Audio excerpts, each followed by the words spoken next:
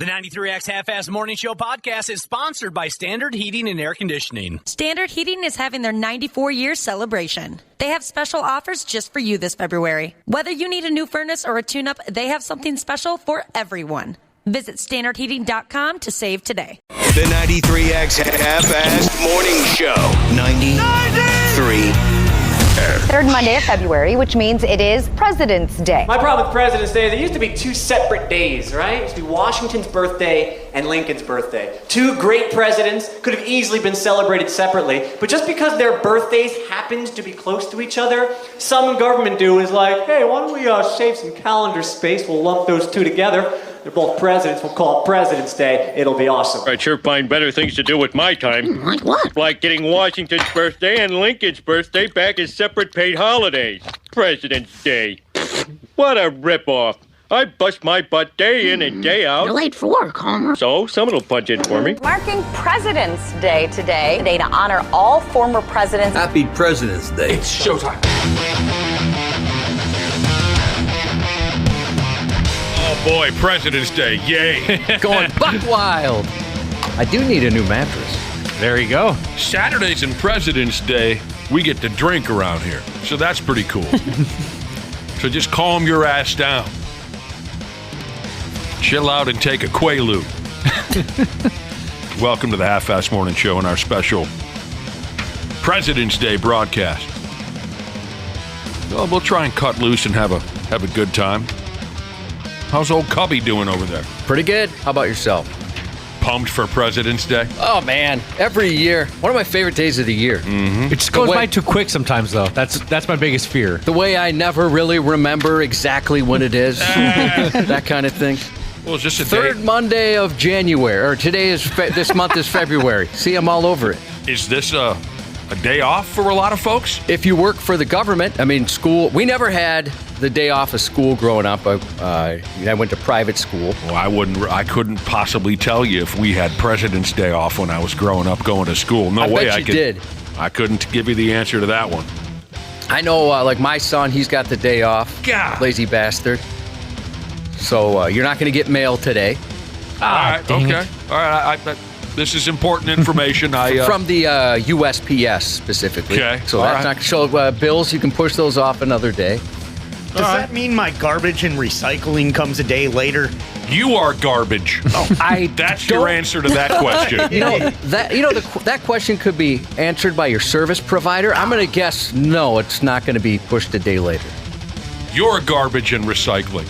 Seems to me it's more folks that work for some sort of government entity. Although today is an official company day off. It for is. Cumulus Media. Mm-hmm. Oh, so it really? So we're getting some kind of special time and a half kind of a thing? We don't get time and a half around here. I didn't know if you knew that. Oh, It's a use it or lose it situation. No. You're right, but we get to drink.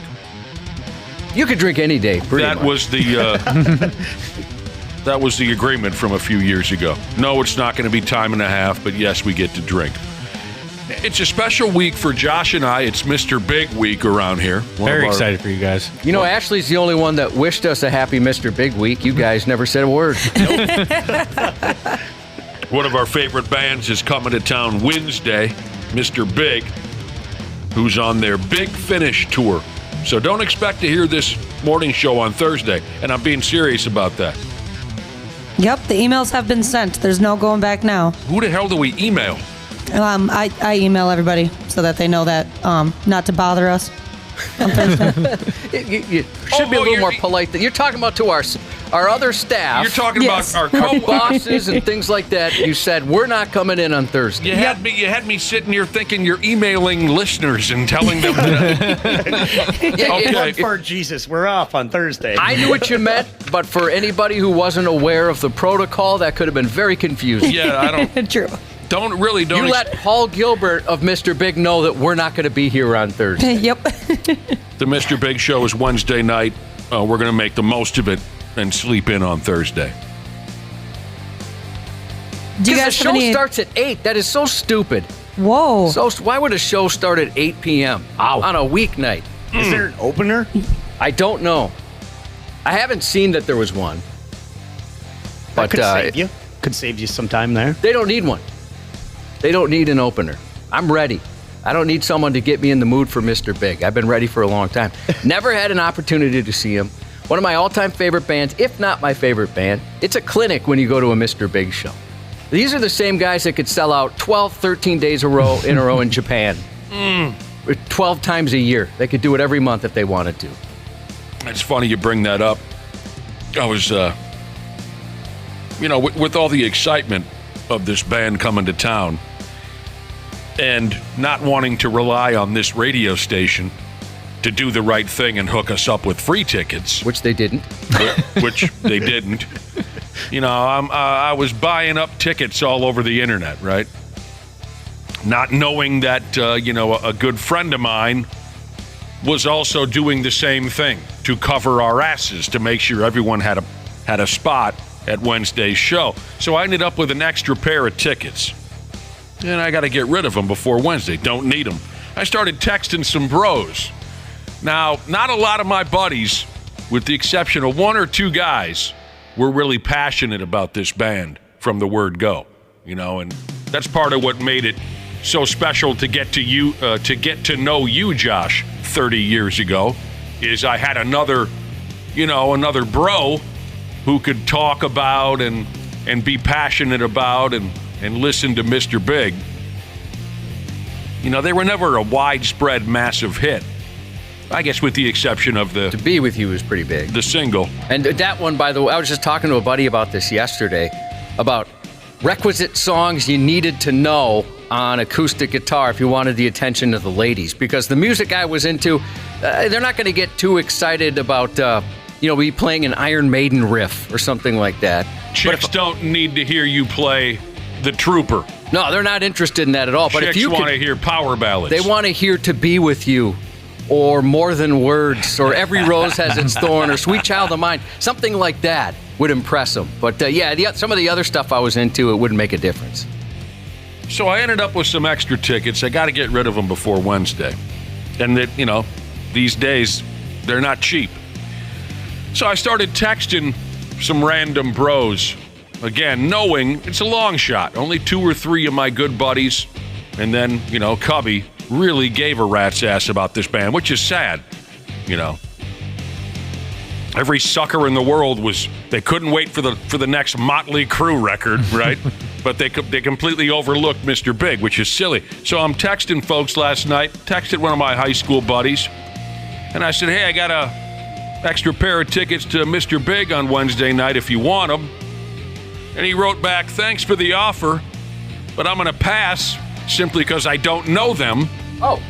Besides the 10 times I saw them live in Japan. We'll see how it goes.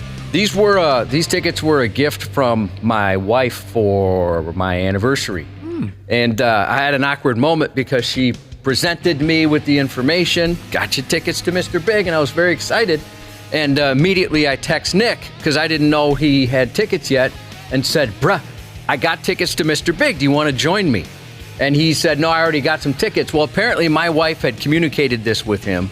And I realized immediately that she wanted to go with me, but I had texted Nick before I even thought about it. It was within seconds when she told me. Oh. And she was very cool about it, but I felt like the world's biggest a-hole that I never considered she'd want to go with me. And she knows how much Mr. Big means to Nick as well. Mm-hmm. So I could have gotten some real trouble there. Yeah. I had a girlfriend years ago who had a complete meltdown on me in public because she wasn't the first one I invited to go see Bob Seger. And this was a shock to me because never in our 2-3 years together did I ever see her walk in the house and throw a Bob Seger cassette tape into the boombox. You know what I mean? Yeah. But it was about not considering her first. This was a deal. I'm out drinking with some buddies and her, right? She was there. And this was a radio station thing. Someone from down the hall at KQ or something found some tickets for me for a Bob Seger show. It's a long time ago. And called me and said, hey, I got you covered for Seger coming up here in a few days. Oh, man, thanks, I said into the phone, and I hung up. And I hollered to all my bros at the bar, who wants to go see Bob Seger? And they all went, yeah, hell yeah, I'll go. Meanwhile, there's the girlfriend sitting over there. Uh-oh. Didn't ask her. She made a big friggin' scene. I said, since when? When did you become a fan of the... It was just about the spirit of the thing, the effort, the consideration. So we got a hell of a night coming up Wednesday. Yeah, it's going to be fun. We won't be here on Thursday. And I've never been to the Fitzgerald, and I hear it's a really nice place to see a show. I believe it's close to my house. It's close to your house. Yeah. I believe I've been there once before, and I think it was to see Alice Cooper, but I could be mistaken. So there's the deal. We're all pretty pumped this week. We won't be here on Thursday. My guess is we'll come back on Friday and tell you all about it. Or we could just quit after Wednesday's show and be rid of this place forever. We have been here too long, probably. It's time for the new blood to get in here. It was like 25 years? A little over 25 years, you son of a bitch. We've been here longer than the show.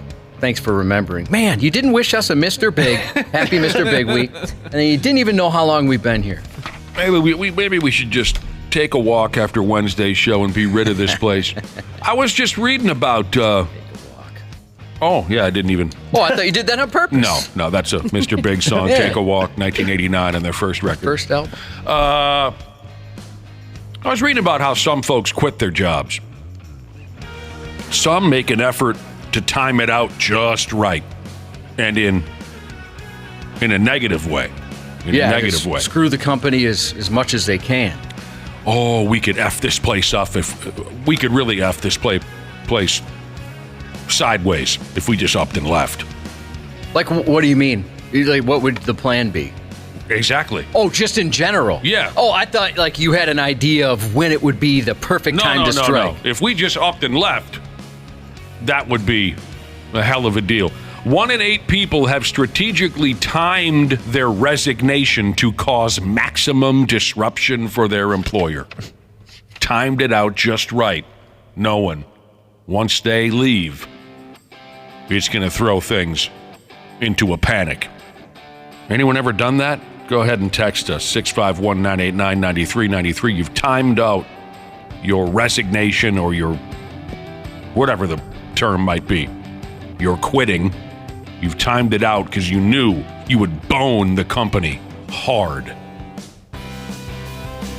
I've never hated any of my employers enough to think about something like that. Give it time. Luckily, I haven't either. Give it friggin' time. They use this as an example. You're ready to quit now, but you know your boss really needs you at that big sales meeting next Thursday, so you wait until next Wednesday to quit. So here are some more stats from this conversation on folks who time it out right. The most common ways we quit are in person, over email. Those are the most common ways, but 19% have ghosted a boss. No communication, you're just gone. 1 in 10 have also quit via text. That seems very today. Texting? Just ghosting or texting, yeah. Oh, yeah.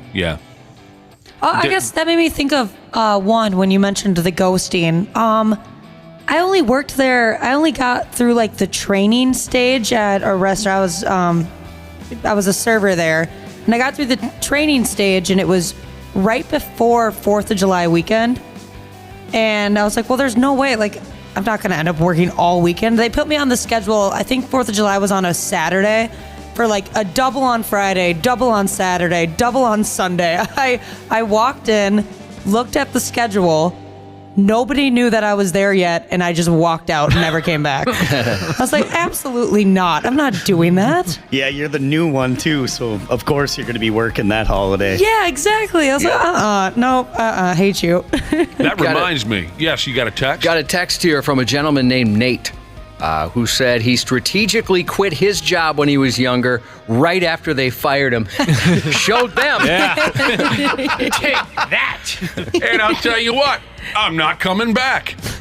That's awesome. That's very funny. That reminds me, we're speaking of live concerts here. We got the show coming up on Wednesday, and speaking of quitting and work and bosses and all that, when I was a young guy, I was kind of running the night shift at a warehouse, and AC/DC decides to come to town, right? And everybody on our night shift had tickets to the show. And I had to tell the big boss, there's not one swinging D who's coming to work next Wednesday or Thursday, whenever it was, right? So, you know, he was a daytime guy, I was a nighttime guy, so I never saw the guy. We only communicated by leaving notes back and forth. So I left a note in his office, and I just said, hey, look, next Thursday, all 6, 7 of us or whatever on the night shift, we will not be coming to work. There was no way to kind of patty cake it. I just said, you know, none of us will be here next Thursday. We're all going to the AC/DC concert. I just left it at that. You know, I was a young guy. I wasn't too worried about it for the most part, but still, I liked the gig. None of us wanted to lose our jobs, but that was the situation. He left a note back, and he was kidding. But at first, I thought, uh-oh, he was kidding. But the note he left me back was, for those about to be fired, I salute you. I thought that was very clever. That is good. So anyway, what else is going on here with our work? Folks who quit, okay, the most common ways we quit: in person, over email. Some of us have ghosted. Some of us have texted. Just because you ghost them doesn't mean you're totally gone. More than 10% of us have written an emotionally charged, okay, even though you've ghosted them and you're gone, you then write an emotionally charged review of a former employer on a website. Like they say, for example, Glassdoor. This must be one. I don't know anything about this stuff. Yeah, that's a website. I think this is the right one, that people can go on there and talk about how good or bad it is to work at a particular place. Oh, here we go. Just like the folks that go out to dinner and then jump on that website and say, well, the staff was rude and the soup was cold and all that crap. It is weird. You'll see reviews on businesses where it doesn't really make any sense, like the post office or something. Like, who's shopping around for post offices? Like, oh, I don't know. I'm not going to get any mail because it's got a 3 out of 5 Yelp review or whatever, or a Google review. One of my favorites around here, though, and this is, and I can't speak to other companies. This is the only place I've seen it. You know, we've been here so long, I've seen it a handful of times where somebody's like, all right, you guys are effed. I'm out of this place. Good luck without me. And it continues to go on as if nothing had happened. And I've heard people talk that way now, and I think, you know what, anybody could leave and they'd figure it out. They're not idiots running this place. I think they'll be okay. I have no delusions that had I decided, like, F you, I'm out of here, that the show wouldn't go on. Right. I do enjoy that, because there's been a few big blow-ups, huge shows of emotion. F you, I'm going across the street, I'm going to take this place down, and it never happened. Never happened. In any of the examples, it never happened. And nobody ever went, oh no, what are we going to do? Right. And How no are we going to survive to that person, but you know, they're professionals running this thing. Yeah, they got an idea what they're doing. It took about a half hour for everything to be figured out.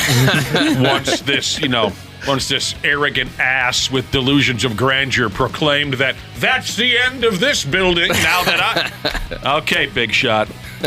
What else? I want to say before my dad retired, he had one of those jobs where your vacation days would roll over, so you could accumulate vacation days. I think my dad said he had something like 2 months built up. So before he retired, he just took off 2 months. I love that move when people can do that. Yeah. Yeah, my mom had like 6 months of sick time built up, and she had the choice of retiring early or just get a check. Cash out on it? Yeah, my dad was, they wouldn't let him get the checks. So. Oh, they wouldn't? Yeah, so he just burned all those days. Back to folks who up and quit. More than half of us have wanted to yell or tell our boss off while quitting, but we held back. Even people who've done it, though, hollered at their boss on the way out. They don't feel too bad about it. 95% of us don't regret anything we've said while quitting a job. All right. Sounds like those of us who have decided to holler on our way out, they still feel good about it to this day. More than 1 in 10 managers claim someone has yelled at them while quitting. But 1 in 10 of those managers, like I said, they didn't deserve it. I didn't deserve that. Yelling at me on the way out.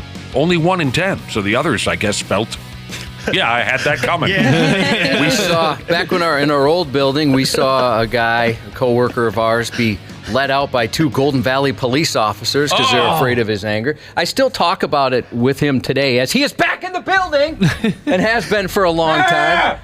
I'm still waiting for him to cut loose again. Oh, man, he does have a temper. I love that guy. That didn't really dawn on me the first time I read it. Only 1 in 10 managers said they didn't deserve to be yelled at. The other 9 said, yeah, I deserved every word of that. Yeah, Frankie was right. Now that I'm thinking about it, I am kind of a douchebag. God, that would hate suck. myself too. I'm not the type of person that could fire someone. That would be so tough. And I've mentioned this to you guys before. You young people. If you ever walk by the boss's office and the boss and an HR person is in there, keep on walking. Yep. I saw that. I saw that happen. It was some lady I've never known, and she had some fancy clothes on. Oh, yeah. And then it was the boss, and they were just, as soon as the show was done, hey, I need to talk to you. And then shut the door. And, oh, boy. Talk to someone else, not you. Yeah. Boy, you're a walking accident waiting to happen. You just commented on the appearance of the HR lady. Oh, yeah. You better not have said something about that. Fancy clothes. What, are you crazy or something? That's the HR lady. We had a boss who, when I first started, some coworkers were going to throw a party for me for my 21st birthday. And I told the boss, I don't know, months ahead of time, like, hey, just so you know, they had planned this thing. He's like, okay, cool. Well, he put me on the schedule right when they were going to have my birthday party, and I reminded him, I'm like, oh, I had requested the day off. He still had the letter, of me requesting it. Mm-hmm. And he's like, oh, yeah, you're right, no problem. And then when I left, I guess his assistant at the time, he complained and said, that guy is never working for me again. He was pissed about it. Like, I didn't do anything wrong, right? He got pissed. And then 6 months later, I became his assistant. Working directly underneath the guy. Awesome. That's the type of guy he was. And I'm not sure I follow this. Let me read this to you, and you can tell me what it is I'm saying out loud and into a microphone. Sometimes we hold back just to be nice. 1 in 6 people have lied in their feedback while quitting to spare their boss's feelings. What am I saying there? You could get the boss in some really big trouble, but you're just like, whatever. I'm taking the higher road. Well, the boss might just say, hey, was it something specific, or just be interested in why they're quitting. And instead of saying, I hate your guts, the person just said, oh, I got a better opportunity over here. Yeah, I don't think I could hurt somebody like that. Okay. Oh, I'm not fat, I'm aerodynamic, Jesus said. Came to work one day at a garbage company in Connecticut. The FBI raided it, so I quit and moved to Wisconsin. That must have been awesome. An FBI raid? The FBI raided what kind of a joint? Is a garbage company. A garbage company? Interesting. Well, they were I want to know what was going on. This is a garbage company. This is a good...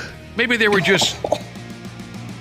I wonder what the hell the FBI would want with a garbage company. Well, Tony Soprano's front was a garbage company. Never saw it. Mm-hmm. Oh. Yeah, maybe they're putting dead bodies in the trash. Oh, Cameraman no. Jesus said, I turned in a 2-week resignation letter to a TV station I worked at. The next day, they told me to turn in all my gear. Thanks for the last-minute vacation, he said. That's how it used to be around here. And maybe depending on the person, it'd be the same. If you put your 2 weeks notice in, they might think, ooh, this guy's going to F-bomb us on the radio.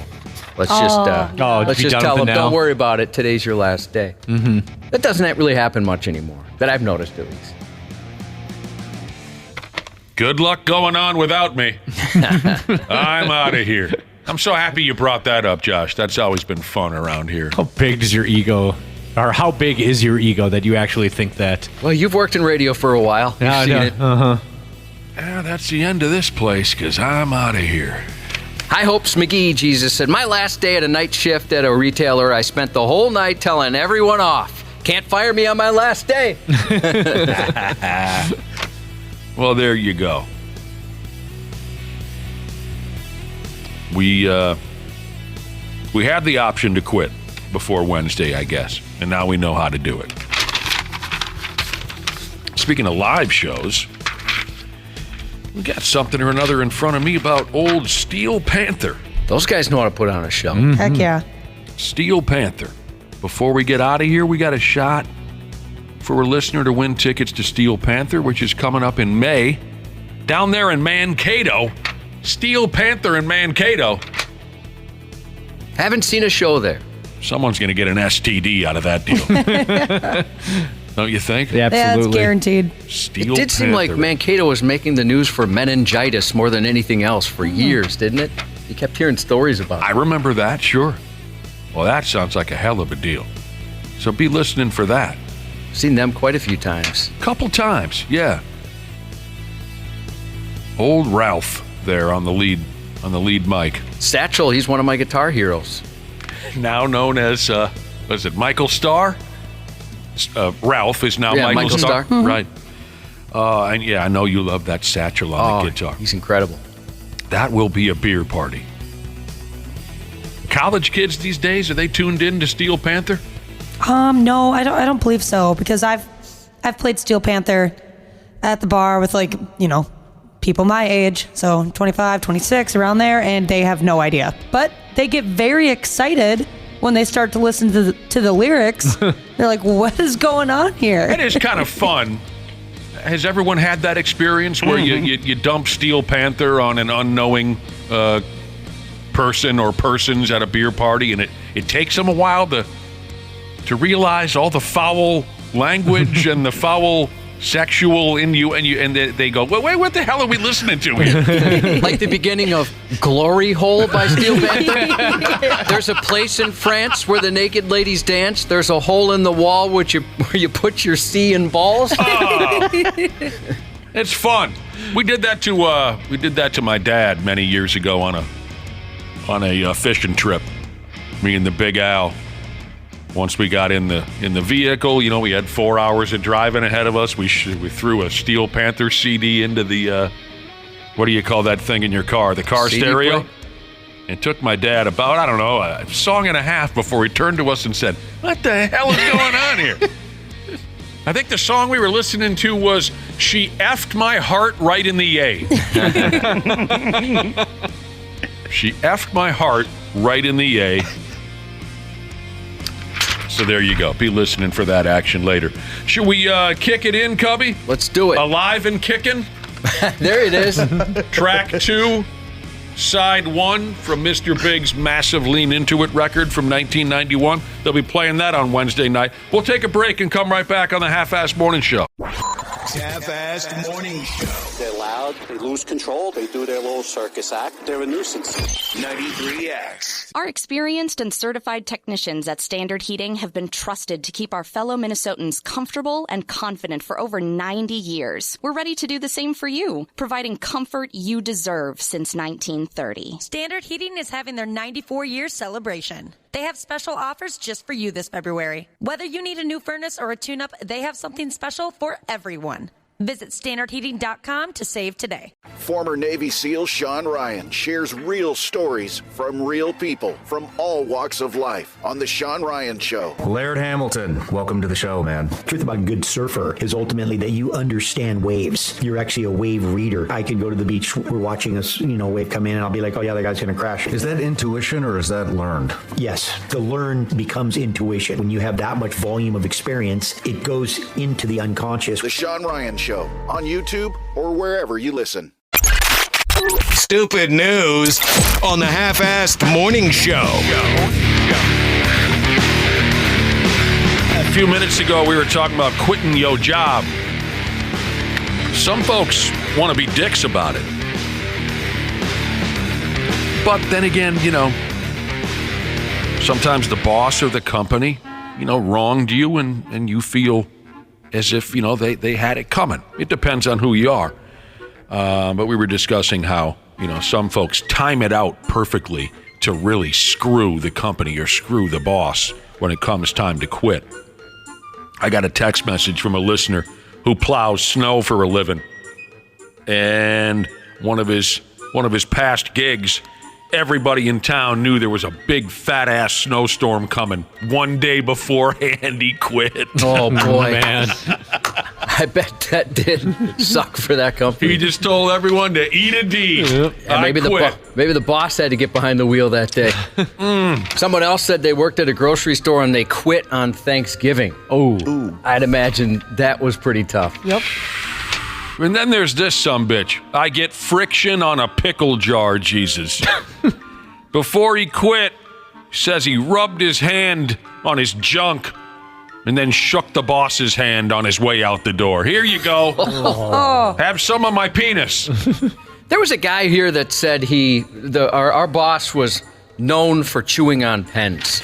Yes, he was. Every pen in this building would have his dental imprint on it. Gross. And there was a guy that claimed he used that pen rectally and put it back on the boss's desk. And he also claims there's photographic evidence.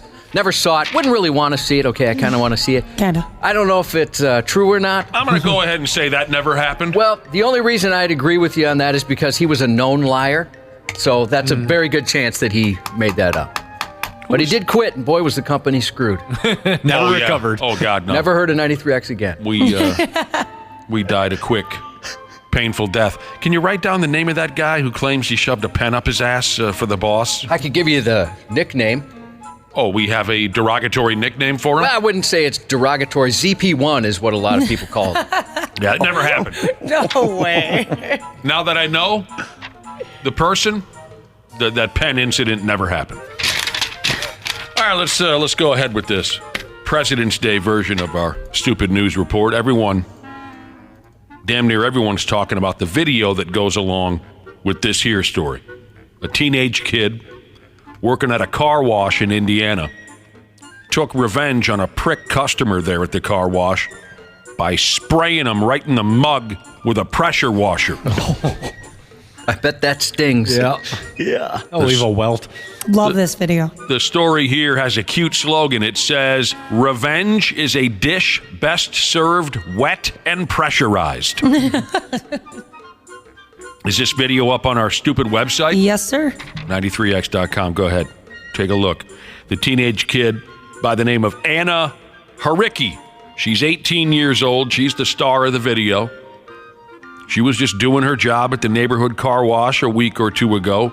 She's dumping water hard and fast on a white car that's coming through the car wash line with one of those pressure washers, don't you know?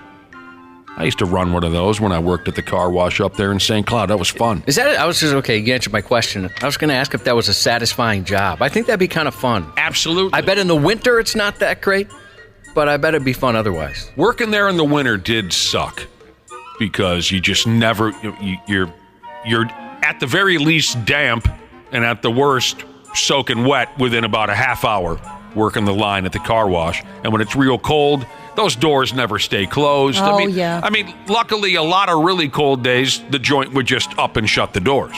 No one's coming in to wash their car when it's 32 below zero. But on colder than average days, it sucked. But running that pressure washer, spraying that hose, that was fun, and it was satisfying. I would think so. I love cleaning my vehicle. Especially when a vehicle would come on down the line with about 6,000 pounds of snow and ice up in the wheel wells. Right. Oh. And you get to melt that and chop that out. That was fun.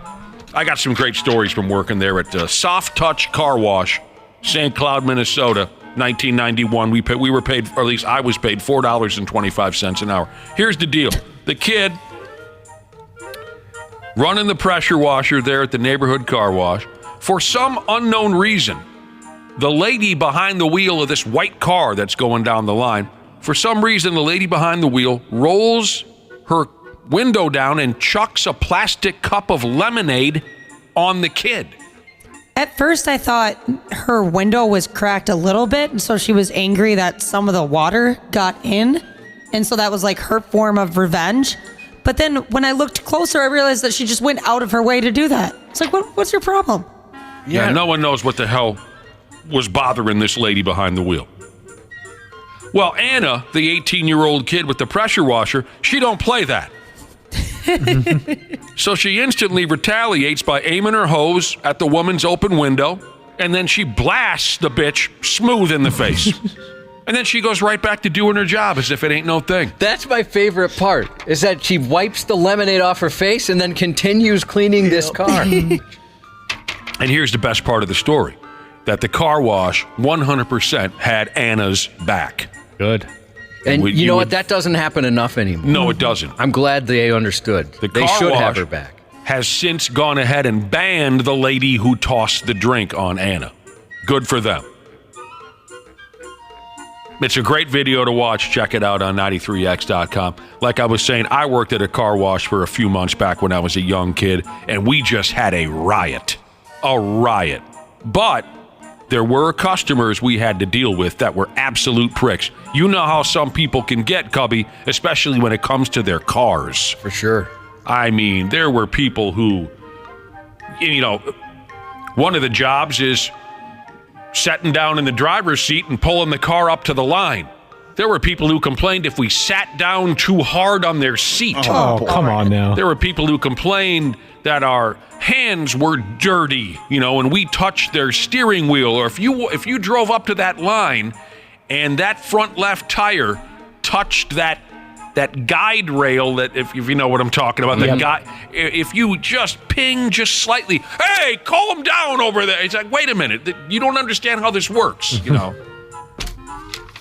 But yeah, I don't get folks that just can't understand that sometimes a mistake is made, and sometimes it's so minor it's not even worth. Well, I don't know if it's not even worth saying anything. And I read an article just this morning talking about how the adage that the customer is always right is just not true anymore. And it should go away. It's ruining things. Mm-hmm. We had some adventures. So many entitled folks. Mm-hmm. Oh, it's disgusting. At that car wash back in the 90s, early 90s there in St. Cloud, I mean, we had a lot of fun. My brother worked there too, only he was smart enough just to take part-time hours. I was working there full-time. My brother hit a coworker pulling a car. You know, my brother's in the car pulling it up to the line. He hit one of our coworkers so hard I thought the guy was dead. Oh, it was awesome. Now, you're going to have to clear this up because I know you and your brother. Was it on purpose? No. It was not on purpose. No. My brother just, the windshield was fogged up and he's pulling that car up to the line and he hit the gas a little harder than he should have right as one of our coworkers was crossing in front of him. And that coworker, boom, up onto the hood. I mean, I was running the pressure washer and I just went, oh!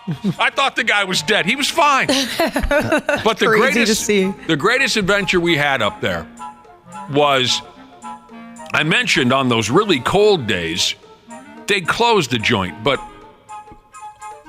a couple times in the few months that I worked there, car dealerships would take advantage of those really cold days when regular folks weren't coming in. Car dealerships would run some of their cars through the car wash just because they had a chance to do so. And on this is when we'd tense up a little bit. These are all brand new cars coming through the line. You know, I didn't want to F that up. When it got really cold, the garage doors would stick. And we were having problems with this one garage door on the way out, where it would close and stick, or it would stick in the open position. And I don't know if that played into this one coworker's brain fart here, but the garage door was stuck open for quite a while. And then we finally got it closed, where the guy who was driving the cars off the line, once they were washed, he must have assumed that the door was still closed because he got it off the line and just drove and kept driving and drove right through the closed door. Oh, man. And it was the most hellacious crash. Of course, what do we care? We're laughing our balls off. Well, you're only human. You have to. Boom! Brand new car. Did he keep his job? I don't remember. How bad was it? That I also don't remember. Yeah, I was curious. Maybe you got one of those where you just get really lucky, where you think, oh, it's going to be destroyed and it's not as bad. This is different, but car-related. It reminded me of a friend of mine who was beloved he's one of those guys. He's just beloved. Everybody loves him for good reason. But he he ruined the engines of 3 brand new Volvos because he was a lube tech and he would forget to put the drain plug back in. Oh, man. After the first one, he thought, oh, man, I can't believe they kept me on. It's incredible. After the second one, he thought, well, I'm fired, and they didn't fire him. After the third one, they still didn't fire him. But he never did it again. Yeah. Only 3. Friggin' drain plug. Learned his lesson 3 drain plugs later. That's all. And if I'm going to talk about my old days at the car wash, I always like to mention this guy because I thought this was one of the more interesting guys that I met up there. Drove a broken down Datsun of some sort. Datsun, is that even a thing anymore? A Datsun? Yeah. I don't believe Boy, I haven't seen one. I mean, there's Nissans. I don't even know what that is. So. Fair enough. Dude, he drove this broken down, diarrhea brown Datsun. And on the back window of that Datsun, he had a sticker that said, Mustang.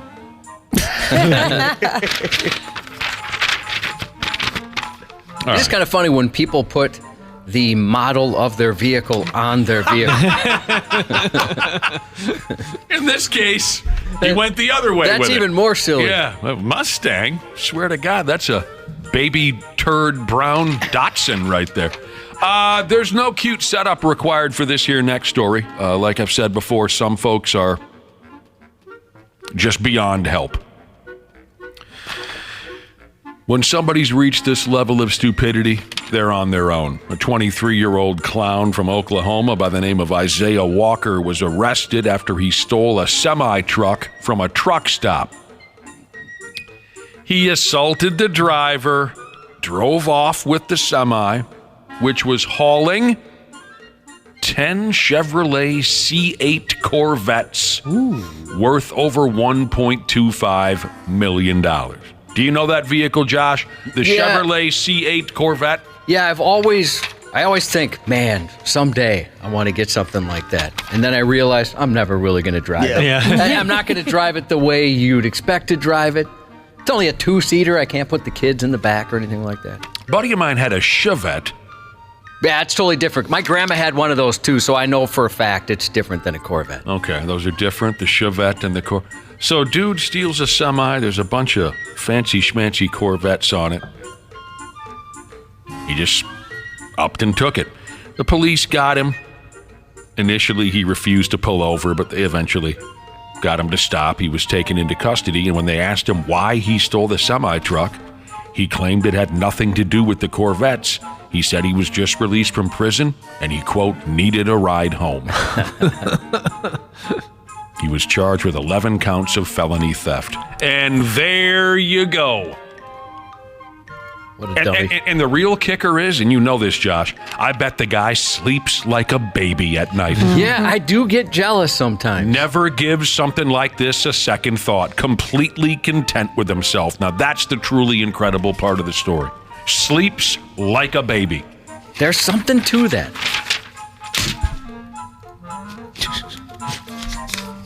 Would be kind of cool to have a Corvette, though. Yeah, I wouldn't mind. I've priced Buddy some of those. Mine had a Chevette. Nah, yeah, it's different because my grandma had one. We did cover that. Yeah. You don't get as many chicks in a Chevette as you might like to. What? Corvette could be different. Your grandmother had a Chevette. She sure did. All right. And it was brown. You said your friend's was brown as well? Well, that was the guy with the Datsun. Oh, the Datsun. That's right. Okay, yeah. Hers was brown. It was like Nutella vomit brown. Yum. I just Googled Chevette. That's a sexy car right there. What kind of car? Chevette. Oh, yeah. I've priced out Corvettes before just for fun, you know?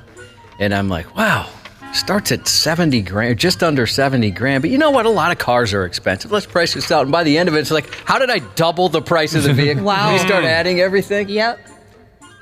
I'd imagine there's probably not a lot of folks that just go with the base model.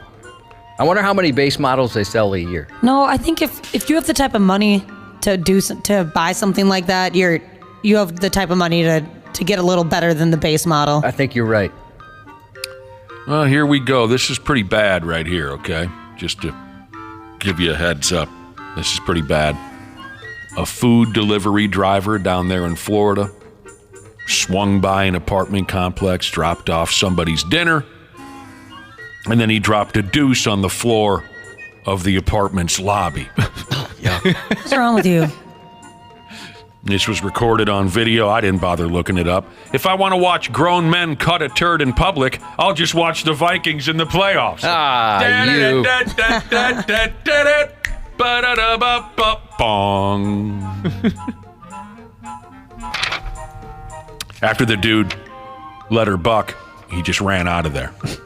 He took a deuce on the floor of the apartment lobby, and then he gone. This sounds like it might have been a Code Brown gone wrong. Oh, then I feel bad for the guy. It says here in the video the dude looks antsy as all hell after he dropped off the food. He's shuffling around, appearing to be very uncomfortable. That's effing hilarious. Just, oh, God, I gotta go. Where do I go? Where's the... It's too bad he didn't have a backpack with him.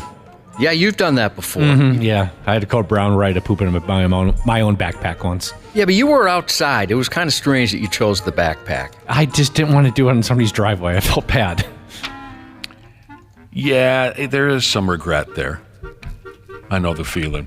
Now, listen to this. This is where I do feel bad for this guy.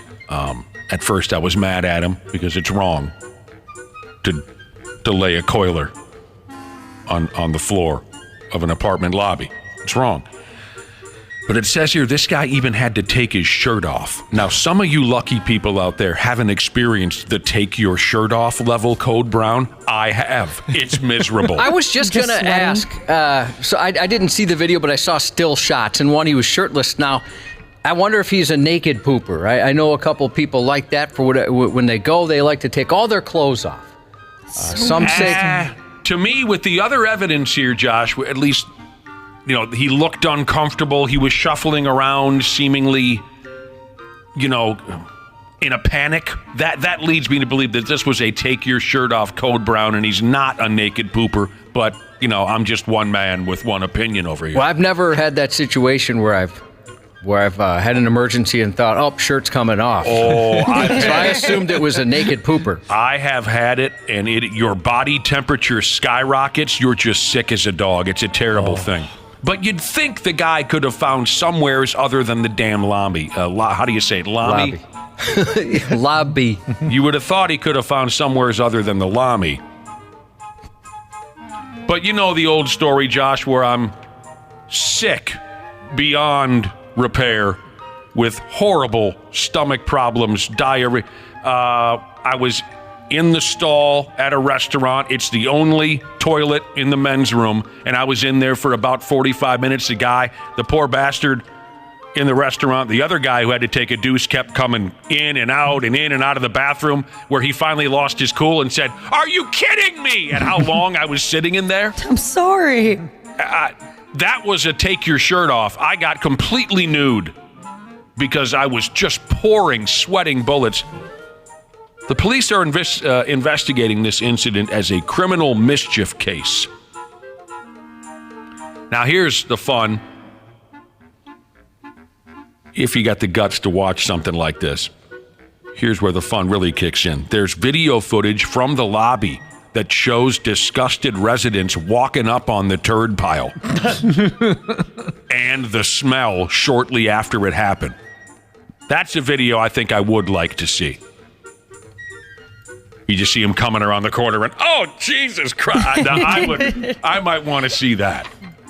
I did see the turds. I don't know why they had to include the turds in the story. You mean what do you mean? They took a still photograph of them? Yeah. Oh, no. And somebody... This is a turd. I don't know. Somebody dumped something all over it. I don't know what that was. Like lime? I don't know. What is... Sawdust? Yeah, that could be... I'll just vacuum it up. That could be... I think it's called lime. Yeah, it is. Okay. And that takes me back to that story from that bar in St. Paul where my buddy and I both had to... Boy. We both had to go. We walked into this terrible, awful bar in St. Paul. We were there to see a band. And just so happens, me and my buddy both had to use the head as soon as we walked in the joint. We opened up the men's room, and all it is one solitary toilet. This bar was a garbage pile. One solitary toilet, and there was human feces stacked 6 inches above the damn seat. It was like that scene It looked like the mountain from Close Encounters of the Third Kind. They call that an iceberg. I'll go along with it. It's not right. How are you the last person to use that? Don't know. Yeah, you have if you're to in hover. an emergency situation. Oh boy! And when we told this bouncer about it, we said, "Dude, you got to go in the men's room," and he acted really annoyed that we were even talking to him because he's a big, blown-up, tough guy, steroid tiger bouncer. He just wants to sit there and look hot until some 45-year-old woman takes interest in him. So he didn't want to be bothered. We said, dude, you got to go in the men's room. You got to see this. And when he opened the door, he goes, oh, my God! And then he quickly went to some room, came back with a big sack of what looked like baking powder, and he took a big scoop out of it and just threw it on the turd. Just pop. It was, and I thought it was lime. I've seen that in porta potties, certainly, at festival shows, where they get a big mountain there. Oh, I never have, thankfully. Jelk Master Jesus was a naked pooper in elementary school. He said one day in 3rd grade, he was pooping with his shirt off. A 6th grader jumped up and saw me completely naked. He was so embarrassed that he'd eat diarrhea pills to make sure he wouldn't poop at school ever again. Anti-diarrhea. I'm sorry. I thought he meant to try and encourage it at home. Anti-diarrhea. I knew what you meant. Anti-diarrhea pills just so he would never have to take a deuce at school? Yeah. I've never heard of those kind of pills. What the hell are those? I could use one now. All right, I don't see any reason why we don't go ahead and try this today. There's a gal out there, Summers, who says dripping urine in your eyes can solve your vision problems. We could try this today. You folks have eyes, and Josh and I have urine. I've got some waiting to be released. Oh, yeah? If you're interested. I do have astigmatism. Come on in. Has anyone heard of urine therapy or urotherapy? Nope. No. I'm surprised by that. Because I feel as if I have heard, maybe that's just the liquor talking. So it says here, this is an alternative, how do you say that? Alternative. This is an alternative medicine. It's been around for many years, according to the story here. Advocates of urine therapy or urotherapy, they put urine on their skin for medicinal or cosmetic purposes. Oh, dude, they rub pee on their gums. And some of them even drink it. Now that you've heard of that, right? I've heard of people drinking their own urine, yeah. And I forgot what they claimed it was. Was it? I don't remember what they claim the benefit was. But I guess the most common one we've probably all heard of is when you have a case of athlete's foot, and I've had a case of athlete's foot since 1984. You're supposed to take a whiz bang on your feet, and it will kill the bacteria or slowly, right? Mm-hmm. I haven't heard that for that particular ailment, but I have certainly, of course, stung by jellyfish, which I've heard is also a fallacy. But I think, wasn't it to cure acne the last time we talked about the urine therapy? That could have been it, Josh. Putting it on your face will cure acne. Do you remember what it was about drinking it? I'm trying to find it, and it says there's no evidence to support that drinking it's good for you. Well, there's no evidence. Yeah, There's no evidence to support it. any of this. But I'm just trying to come up with what the goofy influencers were telling us, what the benefit, what they claimed the benefit was. All right. Barsaw Jesus drinks it because it's sterile and he likes the taste. Dodgeball. Now here comes a TikTok lady. This is the lady who's claiming dripping it into your eyes can solve your vision problems. Her name is Suwama. I'm going to leave it at that. Suwama. She says folks can treat eye problems by piss bombing their eyeballs. It's better than the chemical-infused medicine prescribed by most doctors, she says. And I'm still so entertained by this I'm smarter than a highly educated doctor movement of the last few years. It's a good bit. That has been fun. This TikTok lady says she's been dripping her own pee into her eyes daily, and it cured a couple of her eye issues. She said pouring urine into my eyes in the morning and at night cured me of astigmatism and myopia. It's natural. They all toe that line. All those influencers who claim you're supposed to eat your own turds and use your semen for this and your blood for this and your pee for that's the line they toe. It's natural. Well, you go ahead. Yeah, be as natural. Try it out. You can be the natural. Forget about Robert Redford in that baseball movie. You are now the natural. Knock yourself out. A lot of folks are wondering if R. Kelly is now an eye doctor. He'd be perfect for this. There is, like Wapple was saying, currently no scientific evidence to support the beneficial health effects of urine therapy. Apparently, in the Roman times, they used urine to help whiten their teeth.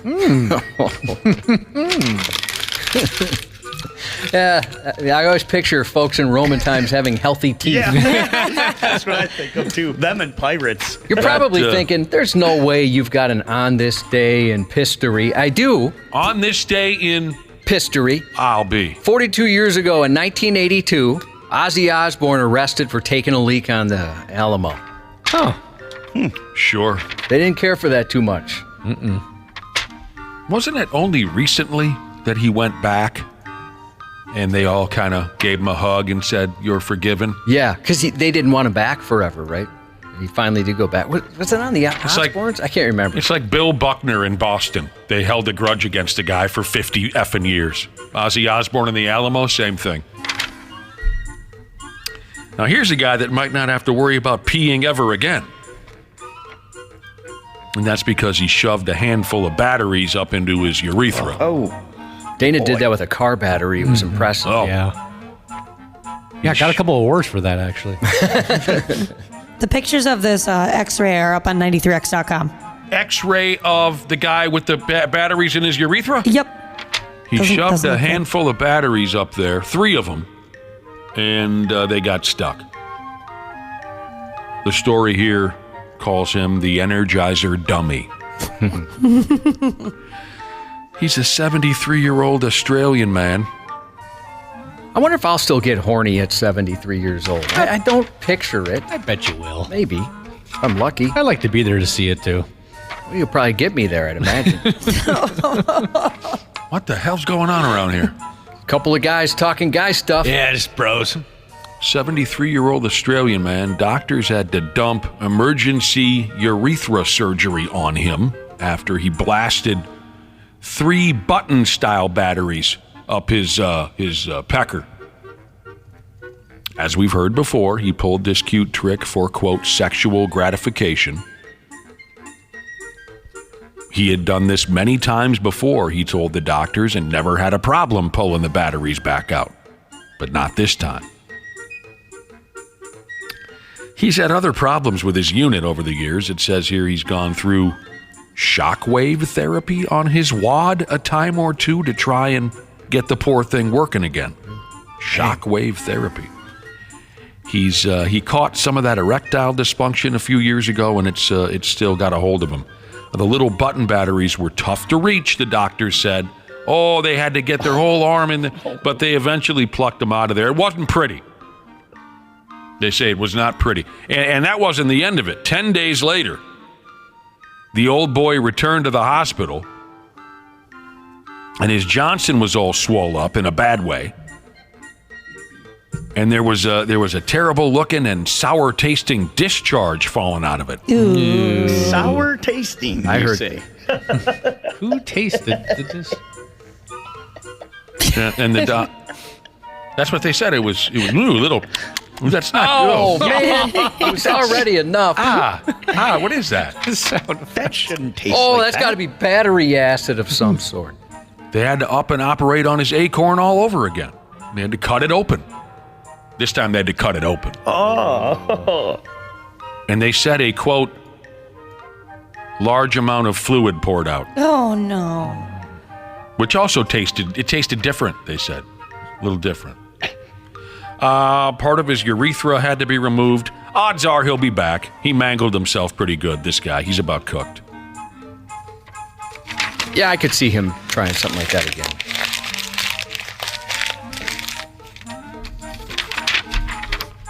too bad. I don't know why fellas are jamming foreign objects up their urethra. And the worst part, it's going to be a different object, obviously. He's like, all right, the batteries was a bad idea, but this is going to be a better idea. Yeah. How about this broken off car antenna? I got this windshield wiper. Oh, I've got this perfectly good coax cable. Coax. How about these staples? Oh, look, a porcupine quill. It's natural. Natural. This text says, I just wanted breakfast. That's all I wanted. I wanted breakfast, and I can no longer have breakfast. That's unbelievable what's going on out there. Okay, we can wrap her up after this one. What do I have here? Another completely silly and unnecessary Guinness World Record has been set. And it's another record dealing with matchsticks. Was it last week before, the dude built an Eiffel Tower replica out of matchsticks, and he was sweating it out. Are they going to accept my record? Oh, they did. Well, I'm the greatest of all time. This time, a Danish man stuck 68 matches up his nose for a new world record. Yay. Good for him. He can have that one. Did you put that in his dating profile? His name is Peter von Tangenbuskov. Oh, sweet. This guy gets ass. Don't forget that. I want his shirt. Peter von Tangenbuskov. He was going for 45 matchsticks in his nose. He ended up with 68. Of course, he didn't go for 69 because that would have been so funny. He would have blown all the matchsticks out of his nose and ruined it. Ruined it all that he had worked for. I wouldn't be able to type nice fast enough under the story. He says it didn't hurt. I have fairly large nostrils and quite stretchy skin.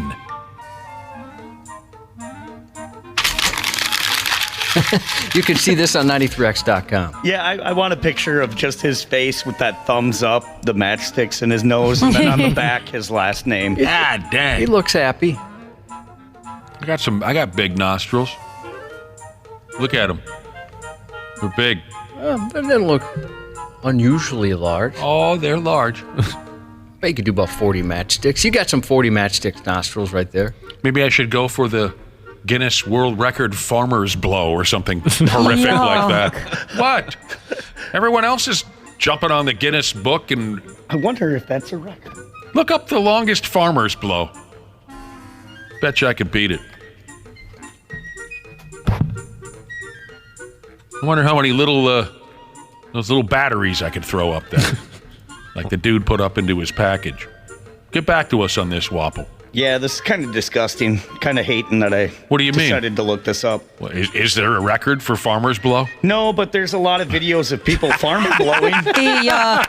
Yuck. That is one of my least favorite acts. Yeah, just like stringy, too. Don't talk about the strings. There's no strings. Don't be gross on this program. Yeah. This is the wrong place for that. I always got pissed off when one of my buddies on the ice would do it. Oh, yeah. Hockey players do a lot of that. Right out their nose on the ice. What if I slip and fall on that later? Yeah, remember when Zach got that girl? No. Yeah, Zach Parisi, he spit. That was spitting, though. It wasn't a farmer's blow. Oh, he spit. Well, he was sitting on the bench and he spit water. Yeah. Oh, that's totally different. Right as one of the ice maintenance crew was skating by. Right, with skating the by with a shovel. Yeah, that's totally different. The look on his face was adorable. He felt so bad. Oh, poor guy. I would let Zach spit water into my mouth like I'm a baby bird. A lot of people would. I mean, people pay good money for that. Yeah, that was probably one of the best days of her life.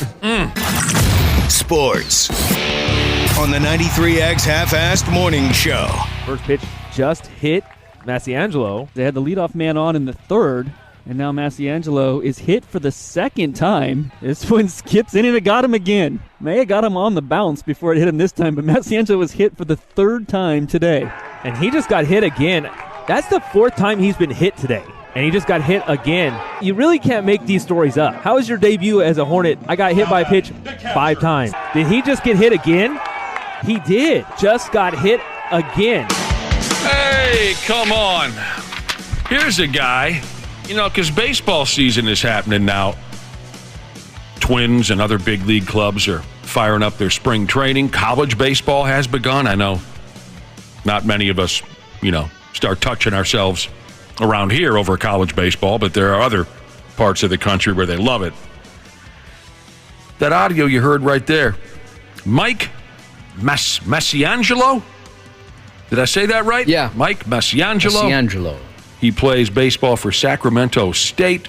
He was hit by a pitch 7 times in his first at-bats to start the season. First 8 at-bats. What did I say? First at-bats. First at-bats. 7 times in his first 8 at-bats to start the season. That's got to be a record. Yeah, you have to assume that they're out to get you at that point. What did I do? Maybe time 5 or 6. He crowds the plate, they say. And they also say a factor was Sacramento State's first opponent of the season wasn't exactly a group of talented kids. Not going to see him at the College World Series. How do I say that? Yeah, a lesser opponent where the pitchers might not be as talented and able to throw regular strikes, able to control themselves. That factored in as well. Hit by a pitch, 7 in his first 8 at-bats. That dude could use some Bengay. Heck yeah, he needs an ice bath or something. Tell you what. Okay, my golden... Dana, isn't your mom a ball magnet as well? What the heck? How did you know? Sorry about that. My Golden Gopher basketball dudes, they were able to hang on to one yesterday. They hung on to one this time around. They beat a pretty good Rutgers ball club yesterday at the barn. We'll get into that in about a half hour. We'll take a little time to discuss that big NBA All-Star weekend. Josh, I thought it was a pretty big upset when you won the three-point shooting contest. A lot of people didn't expect it. And the Piggies have a special matinee game today at the X against the best club in the Western Conference by record, the Vancouver Canucks. We'll get into details on all of this when Randy Shaver and Brad Ryder drop by. Stick around for Josh's news report. Half-assed morning show.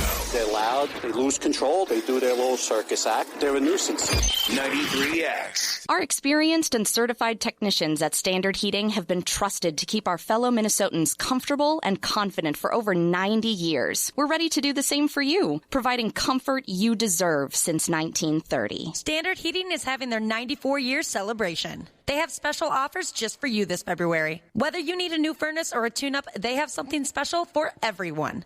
Visit standardheating.com to save today. The Ed Milet Show showcases the greatest peak performers sharing their journey, knowledge, and thought leadership. This is one of the all-time best pieces of advice ever given on the show. Author and coach Tony Robbins. You don't experience life. You experience the life you focus on. Singer Jason Derulo. My happiest moments have always been in the grind. Singer Jewel. I think healing is a gritty job. It's you looking in the mirror and going, what do I got? No one's coming for me. I'm coming for me. The Ed Milet Show is available on YouTube or wherever you listen. Half-assed morning show. 93X. Our hearts go out to Chief Tanya Schwartz and the members of the Burnsville Police and all the families who are affected by this tragedy. It's just a reminder of the nature of this job today, the nature of police work. It's a reminder that policing is truly a noble profession, that our members in departments everywhere have to be prepared on a moment's notice to put their life on the line. Tributes from lawmakers and law enforcement agencies are pouring in after 3 first responders fatally shot in Burnsville yesterday morning. Terrible story. Authorities had responded to a domestic dispute call about a man who'd barricaded himself inside his home with his family, a woman and 7 children, about 2:30 a.m. When police arrived, it was determined the man had multiple firearms inside, with officers at the scene describing him as dangerous and refusing to come out. After about 3 hours, gunfire erupted and 2 27-year-old police officers were killed. And when the 40-year-old SWAT team paramedic and firefighter tried to approach to rescue them, he was also shot and killed. A 3rd officer was shot and is expected to recover. The gunman is dead. Throughout yesterday, hundreds of police officers stood vigil outside the hospital where the victims were taken, their caskets draped in an American flag, carried into vans outside Hennepin Healthcare yesterday afternoon as a crowd of law enforcement stood to salute them. Bringing a card and bringing posters and classrooms saying thanks for what you do, all of that I think helps those first responders continue to do what they're doing and be reminded of why. Doctors, nurses, and other Hennepin Healthcare staff lined up in the Skyway to see them off as well. We must never take for granted the bravery and sacrifices of our first responders that they make each and every day, the governor's office said. An estimated 1,000 people gathered for a vigil last night at Burnsville City Hall. Flags will be flown at half-mast today. We're very sorry to the friends and family of those people. I can't imagine. Yeah. What a terrible day. As you mentioned, our thoughts, of course, with the Burnsville Police Department, the fire department, families, loved ones affected by the tragic loss, and the community who are grieving as well, which was obvious if you watched any news yesterday. Also, for folks in that area, so many people contacted us to let you know how much they share in your grief and offer their support to both departments and any first responders who may be listening throughout Minnesota. And it continues to make me wonder, what the hell is wrong with us? I don't know. Yeah, it's senseless. Didn't need to happen. It's tragic. This doesn't help. The city of Burnsville had to issue a warning last night about scammers looking to take advantage of the tragedy in Burnsville. The city said those who wish to help should be wary about donating to any fundraiser. So if you're looking to help, and I know a lot of you are, be careful where your money goes. As of last night, an official donation site had not been set up, and the city said official ways to help the families of the first responders will be posted on its website in the coming days. So just a heads up. There were scammers right away saying, hey, send your money here, and it's all for nothing. Like any tragedy, folks out there just trying to do some good are getting taken advantage by people like this. That's great. That's great. A Kentucky bus driver is being recognized for going above and beyond to help a student on his bus. Larry Farish noticed 6-year-old Levi Carrier, a first grader at the elementary school he drove bus for, was sad last Friday when he got on the bus. I asked him, I was like, what's going on? What happened? I'm thinking something may have happened on the bus stop. And he simply looked up and said, I don't have pajamas. It was pajama day, and Carrier was sad he didn't have any to wear. So after Farish dropped off the kids at school, he went to the store and bought them some, then came back to school to drop them off. I said, well, this morning you were crying, and I felt it. So I want your day to be a little bit better. And I asked him, I said, would you try the pajamas on when you get to class and have a great day? Yep. And a great Friday. Do you still have the pajamas now that Larry gave you? Yeah. Do you wear them?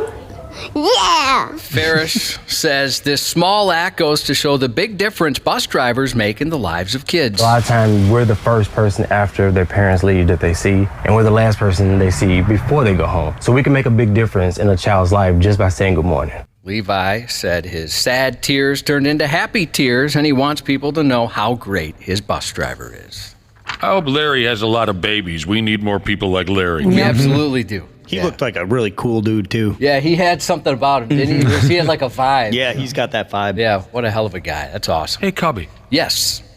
I kind of got that vibe, don't I? Heck yeah. Nice. You've got yeah. You've got Riz. What? You've got that Riz. Told you, pricks. You got that Ric Flair drip. A Brooklyn teacher's under fire after bizarrely boasting on social media how cool her elementary school is because the parents there are swingers. Oh. There's a group of swinger parents at the school where I teach, and this proves Brooklyn public schools are far cooler than private schools, wrote the second grade teacher. Not everyone was in the mood for sexy disclosure from the kid's educator, and when local media began making inquiries, the teacher quickly deleted her social media posts.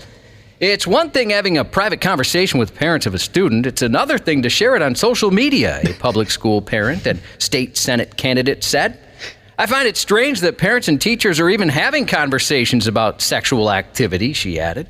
Another commenter also wondered about the discretion of the school's parents. The real question is, why are their bedroom activities so public that school personnel at their children's school are privy to it, she asked. Imagine the yo mama jokes are off the chain, she went on to say. A former Brooklyn councilman who was a public school teacher from 1971 to 1982 said he's shocked any educator would bring up swinging on social media. Quite odd. You should be more mature than your students. Yeah, if you want to take that job. But why do you have to post it on social media? Yeah. It's so strange. Their enrollment numbers are down. Yeah, maybe that's it. They want more parent involvement in the school. Exactly. I mean, you just tell your coworkers at the bar or something about that. Then in California, a public library will reopen for its regular hours tomorrow after it announced its closure Friday following repeated dangerous incidents over the past several months. I bring my son here to have story time. It's really unfortunate to hear what's happening. They made the decision due to reported incidents of drug use, robberies, and public sex between the library stacks. Many of our libraries are dealing with an increase and an uptick in severe and dangerous incidents, and it's happening across the country. Going forward, the library will be in close contact with authorities about how they can best support the safety of library patrons, staff, and the surrounding neighborhood. Did Big Library send this report out to make them look cool again? You think they're going with the same strategy? Yeah. You don't want to come here. I mean, people are having sex between the stacks of books. I mean, you do not want to smoke some weed here. Because plenty of people are. Josh, when did libraries become the filthiest place in town? Well, the free internet has certainly contributed to it. That's been it, right? I was just at the library on Saturday, and I did take a peek at who was sitting around the computer and where their hands were. Did you take some time for yourself to sit down and whack one? No, I pay for internet. No. I'm not really into porn. When we were kids, the library, nothing ever happened at the library, ever. No, you're right. Now it's the sleaziest spot in town. It's the internet. That's what I'm saying. Like the free internet, I think at times that can bring in the wrong element. Phony bomb threats were made against 4 Kentucky schools last week in what cops believe was a sick Valentine's Day themed social media prank. They were bomb threats with specific details about the type of bomb used and locations of where it was placed. The threats first rolled in about 2 p.m. Wednesday and were all made in under 24 hours. One of the calls claimed there was an explosive in Boone County High School, leading to a lockdown as bomb units were dispatched to search the building. As a student, it is very nerve-wracking. You don't know what's going on. We actually had a bomb threat at the high school when I was in the middle school. So as a student, it gets your mind going. You know, you don't know what to do, what to think, because you're essentially in a situation on your own. Your parents aren't there to guide you. It was later determined there was no threat at that school, but the following day, another call came in around 8 a.m. That threat was made against the Connor High School, but police said the nature of the call pointed toward the suspect not having intimate knowledge of the educational building. A third threat came in against the St. Henry High School 2 p.m. Thursday. Also a fourth earlier in the day against Beechwood Independent School District. Lockdowns and searches in each of those schools found nothing, but Boone County police say they quickly suspected the calls to be an interconnected prank. Each call appeared to be voiced by a pre-recorded or artificially generated voice. Investigators also found social media posts showing recordings of similar threats with titles and hashtags like, "I don't want to buy you flowers, that's too basic, I'll call in a bomb threat instead," suggesting the calls were part of a twisted Valentine's Day prank. I'd be cool with flowers. Over a bomb threat? Yeah. That's fun right there, isn't it? It's not the first time Kentucky's dealt with such dangerous social media pranks intended for the likes of TikTok in their schools. In August, 4 Kentucky teens were arrested and charged with terrorism and harassment after they allegedly filmed themselves telling their teachers they had bombs and guns in their bags. Smart.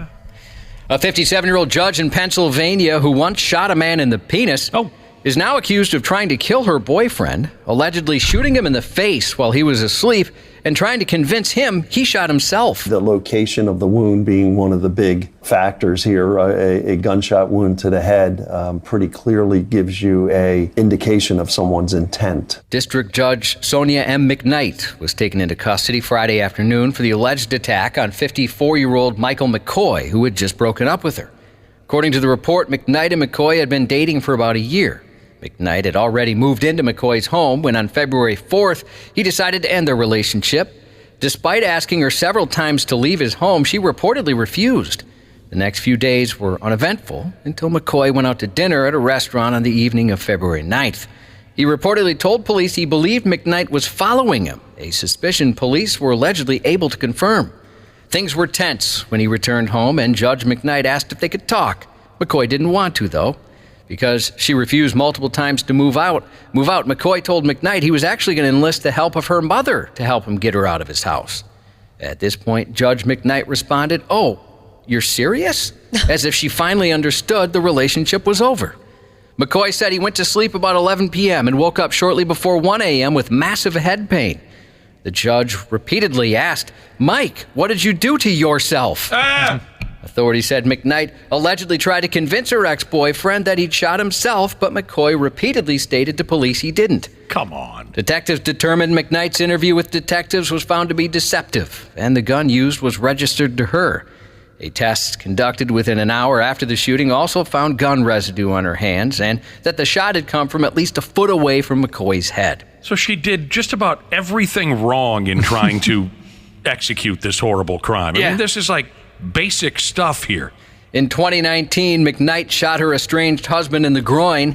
However, she was cleared of wrongdoing after investigators determined she had acted in self-defense. A kid could have figured out what happened there. What did you do to yourself? That would stress me out so horrible. much. Like, dude, I did not shoot myself. I mean, obviously, I'm glad that she was so terrible at this so we can figure out, she was the one and, put her away. But it's just kind of shocking. The bullet went through the dude's head and he survived. And he's blind in one eye, but aside from that, he's going to be okay. Good Lord. A 41-year-old man's facing felony charges after he allegedly showed up intoxicated to a mandatory DUI impact panel and then attacked a sheriff's deputy. Police say the man was attending the panel Wednesday night when he fell asleep. A sergeant at the facility attempted to wake the man up, informing him that in order to receive credit, he'd need to be awake and alert. While he was speaking to the man, the sergeant noted the individual's breath smelled of alcohol, and he asked him to leave the premises. The man became increasingly aggressive, shoving the sergeant, and when the cop tried to take him into custody, he started to resist, leaving the sergeant with abrasions and bruises. The suspect was ultimately taken into custody. According to the Mothers Against Drunk Driving website, a DUI impact panel is intended to help drunk and drugged driving offenders understand the lasting and long-term effects of substance-impaired driving and provides a forum for victims to tell a group of offenders about the impact on their lives and on the lives of their families, friends, and neighbors. And he showed up drunk to his. A 25-year-old Nashville woman had a single-vehicle accident where she collided with a utility pole in the early hours of Friday morning. Officers arrived, noticed the extensive front-end damage to her car, and asked if she was injured. She refused medical services after they evaluated her, and when officers asked her what had happened, she said, "You tell me what happened." Oh, my God! And refused to talk to police. A woman being helped at a pharmacy counter was attacked by another customer who thought she cut in front of him in line. Line cutter. Officers were called to an Indiana Kroger pharmacy last Monday, where they spoke to a woman who said the man grabbed her by the throat during an argument. Whoa. The victim was being helped at the counter when the man, identified as 65-year-old Stephen Ebert, approached her because he thought she cut in line, police said. Ebert grabbed the woman's throat before the incident was broken up by bystanders. Police didn't say if she did, in fact, cut in line. Then in St. Louis, a man was charged last week after police said he flashed a gun at a grocery store employee who told him he had too many items for the self-checkout line. And in Massachusetts, a 29-year-old man is facing multiple charges after he attacked a person inside a dentist's office waiting room, apparently at random. Police said the two men didn't know each other. The fight escalated when the man started strangling the victim, and the fight was over by the time police arrived. I didn't know you could have too many items for a self-checkout line. I see sometimes people go there with their whole cart full. Why would you want to do that yourself? Yeah, I've been seeing signs a lot more that says 15 items or less for self-checkout. Oh, really? Yeah, I don't really do a lot of shopping, I guess, so I haven't seen that. I didn't know there was a limit on the self-checkout. Self-checkout makes me nervous, though, because every time, if I ring up something incorrectly, I feel like the person running the thing just thinks I'm trying to steal. And I'm like, I promise, I'm not one of those people. I love it. I feel like someone's going to come up and be like, boy, you are so quick. Here's a job. What? Yeah. I love seeing how fast I can get through it. I'm with you, Wapple. The person next to me doesn't know, but we're racing. Oh, and, yeah. and I like to beat them. Yep. I'm just constant ding, ding, ding, ding, ding, getting it done. I used to be a carry-out technician, so I'm pretty good at bagging. So I also like to make it a challenge, see how fast I get it done. Maybe, like you said, impress the person that's checking you out, But really, there's a limit at the self-checkout line? I guess. Never heard of it. Yeah, I haven't seen something like that either. The rain-delayed Daytona 500 will air this afternoon on Fox. Millie Bobby Brown, 11 on Stranger Things. 20, I would have guessed older. Only 20 years old. Oh my gosh, I thought for a second you were saying that she was 11. I was like, whoa, what? Benicio del Toro, 57. Jeff Daniels, 69. Door swinging truck driver Jesus, looking for a shout out to his dad, Daryl, without the dime bag Jesus. Out trucking with him for the first time today. Also listening live for the first time. We sure appreciate that. And that's 93X News.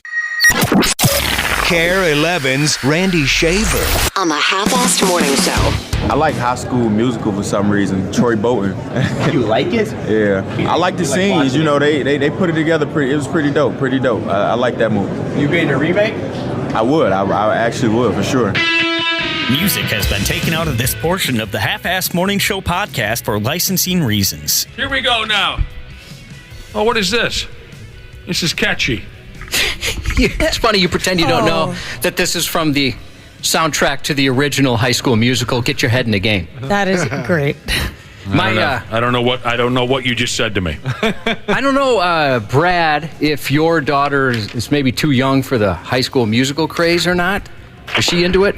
Not really. No. Yeah, a little young. So my stepdaughter was, and during this time was huge. I mean, it was everywhere. It was so big. If you had kids, your kids were probably into it. Yep. We went to California to visit some friends that they live right next to Disneyland, and they wanted to go. It was just me and my wife, and we felt incredibly guilty that we were there without the kids. And we thought we can never speak of this. Never. It wasn't planned. We just ended up going, and we felt guilty enough, and all of a sudden they had a High School Musical parade go right in front of us. And the guilt was off the charts because she was so into High School Musical at the time. Oh, I bet that was a cool parade. That's what kind of put Zac Efron on the map, right? Yes, sir. That show? Yep. Welcome to the program, Randy Shaver and Brad Ryder. Thank you. Good morning. How was your weekend? Good. Yeah, not bad. Zac Efron, huh? That put him on the map, High School Musical? That's where I think he became You should see his latest movie. No. You loved it. So good.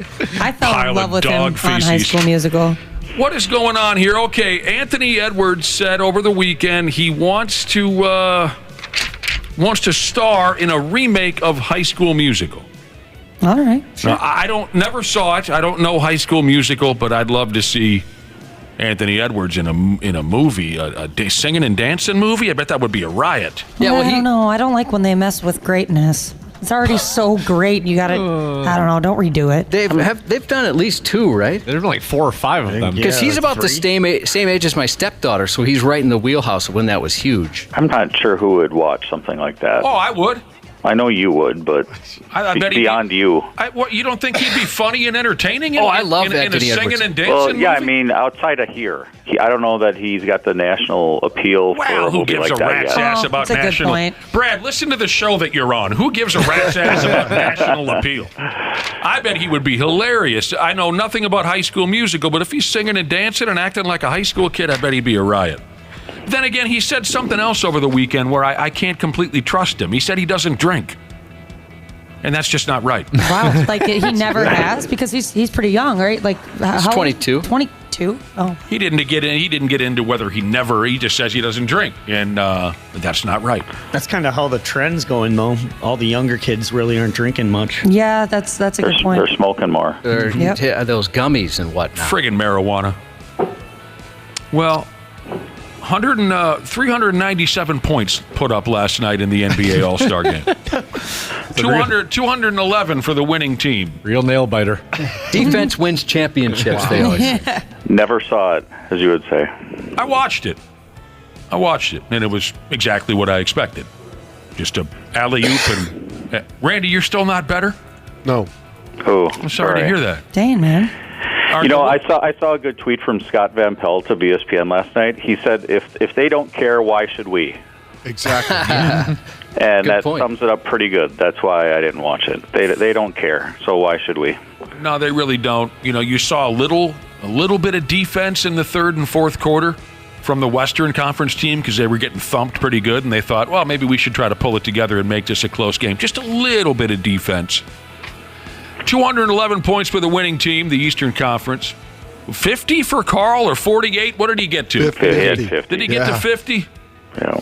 That was fun. Brad sounds just pumped about the whole thing. It's all of. I mean, I'm just I'm not picking on the NBA. I just all the All-Star games, other than baseball, a little bit, are just a waste of time. Yeah, they suck. And the NFL figured that out, and they ditched it and went to something else. You're right. All the All-Star games, with the exception of baseball, suck. This look like the old Minnesota days. Cat got 40, they down 20.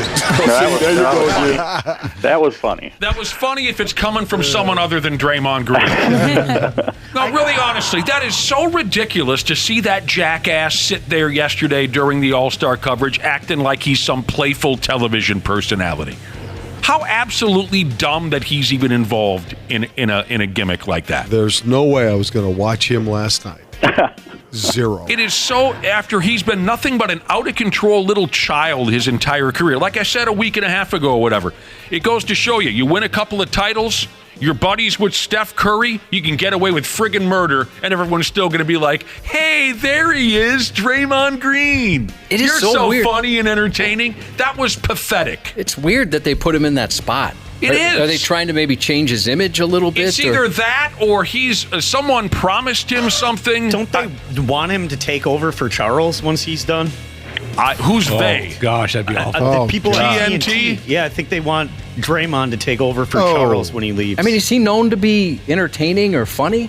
I guess he just I know him for his temper. And his podcast is good? Yeah, everyone says that he's funny on his podcast. I didn't know that's kind that. of where he's trying to groom himself If for all people this. forget, Charles wasn't exactly beloved when he was a player either. No, but he wasn't Draymond Green. No, you're right. He wasn't to that level. I mean, Brad, yeah, of course. Charles was kind of a tough guy. He'd throw a couple elbows around. He wasn't kicking guys in the dick. You know what I'm saying? Charles, I mean, seriously. He makes, Draymond Green takes that jab at Karl Anthony Towns last night. It's like the old Minnesota days. Cats got 40 points and they're down 20. Ha ha, that's cute. Okay. I'd rather have Karl go have fun at the All-Star game than sucker punch one of his teammates unconscious, Draymond Green. Than almost blind a guy because you wet your pants at practice and sucker punch a teammate. I'm sorry, but I cannot tolerate that dude. Embarrassing that he was there. I did like. Luckily, it was a great game. Sounds like it. Last night. On Friday, I caught just a very, very small bit of the Celebrity All-Star game. Oh, the Celebrity All-Star game. Yeah. Well, I did like the digital court. So they had that looked kind of cool. Yeah, they were using the digital court, and then they had two people from each team who would be like back to the NBA Jam days. Someone would be on fire, so they were doing really good that game, and they would follow them with a fire trail. Oh, that's pretty sweet. Wherever they ran on the court. I missed all that cool. stuff. I missed. I remember reading about the digital court. I missed it. I bet it was pretty cool looking. Yeah, it was like now you know who's actually doing really good in the game just by looking at the court. They also had a button that a coach could push, and that would mean that all points were doubled for the next, however many minutes or something like That's that. funny. Yeah, it was like a big crunch button. Like he hits it, and everything lights up, and all of a sudden a 3-point shot's worth 6. I missed the celebrity game. And I missed all the skills challenge stuff. Well, first off, here's a couple of headlines on the actual All-Star game last night, where the East beat the living hell out of the West. Damian Lillard was the MVP. NBA fans bashed the All-Star game for a lack of competitiveness. Where the hell you been? Was it ever? Yes, it was. It's been a joke for years, but yet that's funny you say that, Dana, because I watched the entire All-Star game last night, and whatever. There were a couple of, insane 3-point shots. Oh, gosh. Early on, yeah. Mid-court. Really, Damian Lillard I don't think he gets enough credit. Everybody swings from stupid Steph Curry's jock. Damian Lillard is unbelievable with the deep shots. Half court, some of the stuff was really fun, and there were some funny moments. But where was I going with this? Okay. I felt like I needed to be cleansed last night a little bit after watching these guys lollygag their way through a fake basketball game. So on YouTube, I dialed up, just out of nowhere, the 1983 NBA All-Star Game.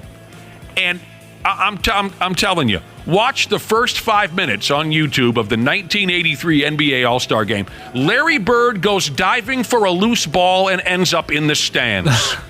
They're playing defense. They're setting screens. They're battling under the basket. Yes, it used to be a real basketball game. I wonder if they also paid those guys, like the winner would receive X amount of money, and so there was a little bit more incentive back in that. These days, the guys don't get paid to make the All-Star? I'm sure they probably do, but I'm saying the winning team in 1983 may have received X amount. Well, I think those players back then just didn't like each other as much. That could be Randy Shaver, but don't you think, like Brad's saying, there was just a different attitude back then? Absolutely. No question. Absolute 1,000,000% different attitude back then. And also, back in those days, the owners and the coaches didn't coddle these guys and say, hey, look, don't get hurt. There's $400 billion on the line. You know what I'm saying? There's a different approach with the players that way, too. They're so afraid to break these guys in any way or stress them out in any way because of the money on the line. Right, sure. I mean, I couldn't believe I was watching the same event when I watched 83 compared to today. All the extracurriculars over the weekend. Here's another headline. The NBA dunk contest judging was rigged. Again. Is nothing sacred anymore? I'll say it again. Where have you been? This event hasn't been legitimate ever. Mac McClung, the kid who won it last year, he won again. Yeah, he's won 2 dunk championships and played in 4 NBA games. Literally. Have you ever seen him play the game for real? I haven't. He plays for their G League team. Right, but has anyone ever seen him play the game?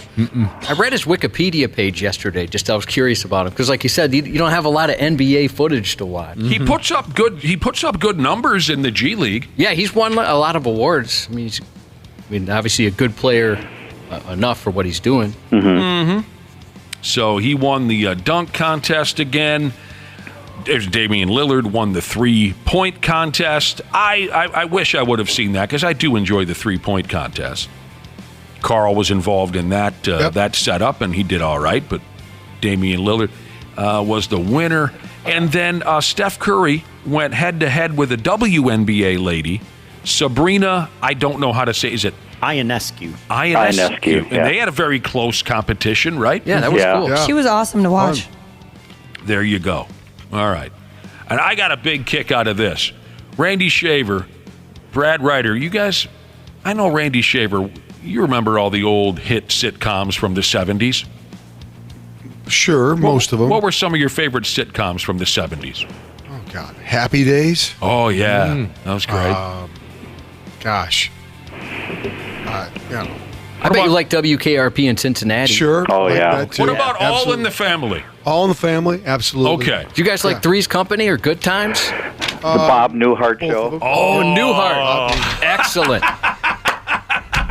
Some of those are still on a channel called Catchy Comedy, if you've ever seen that on cable. Oh, no, Brad, I'm later not at familiar. night. Lucy. No, Brad, I think that's their slogan. I think the channel is called Decades. No, that's a different one. It's a different one. Okay. Yeah. Because I watch Decades, and I watch All in the Family and Cheers and Newhart and Taxi. Yep, all those shows are on same channel. Speaking specifically of All in the Family, I'm sure, Josh, you have this audio of the press conference Saturday night, specifically about the Steph Curry, Sabrina Ionescu 3-point shooting contest. Steph Curry is talking.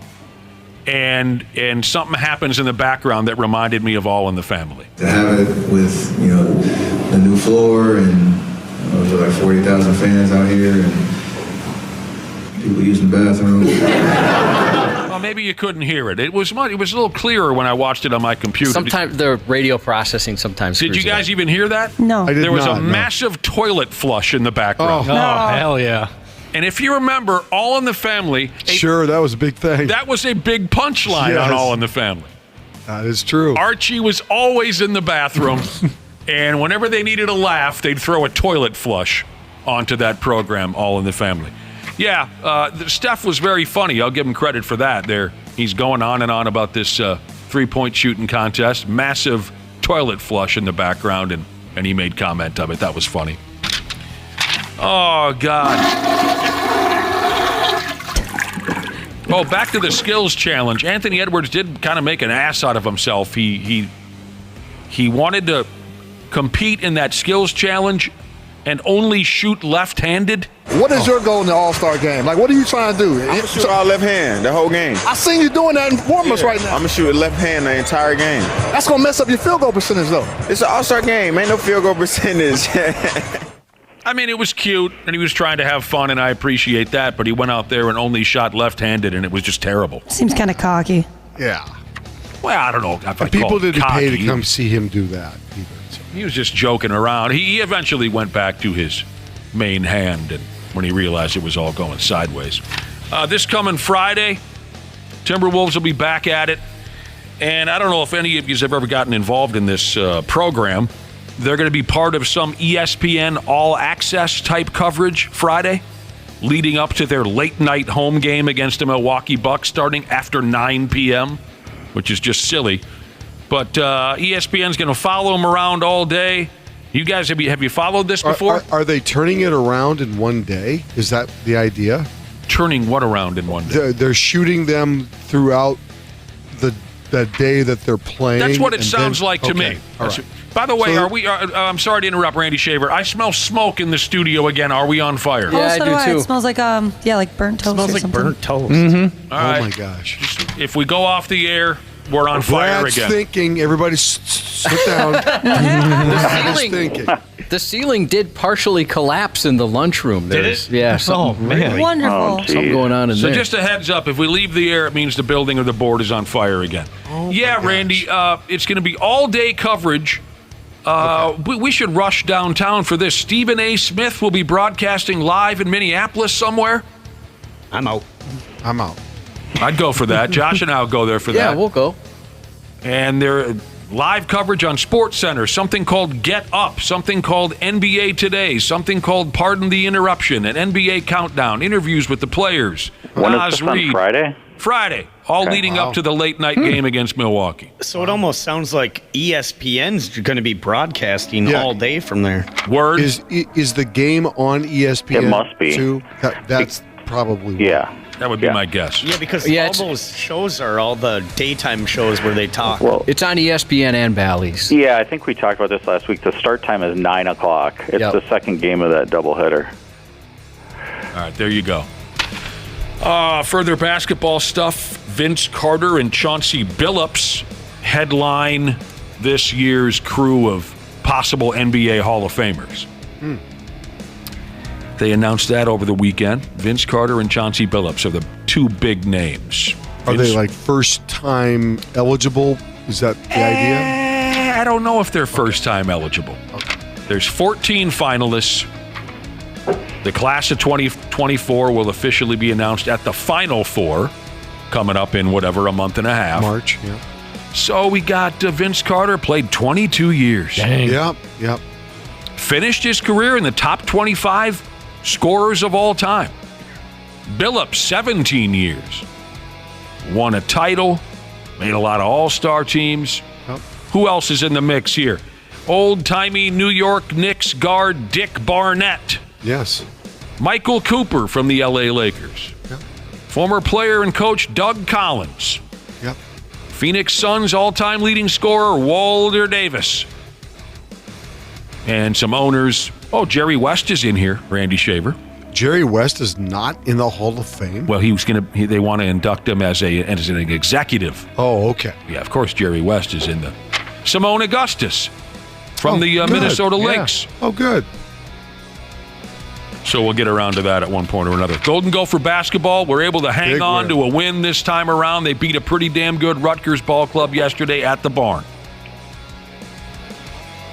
It got iffy towards the end.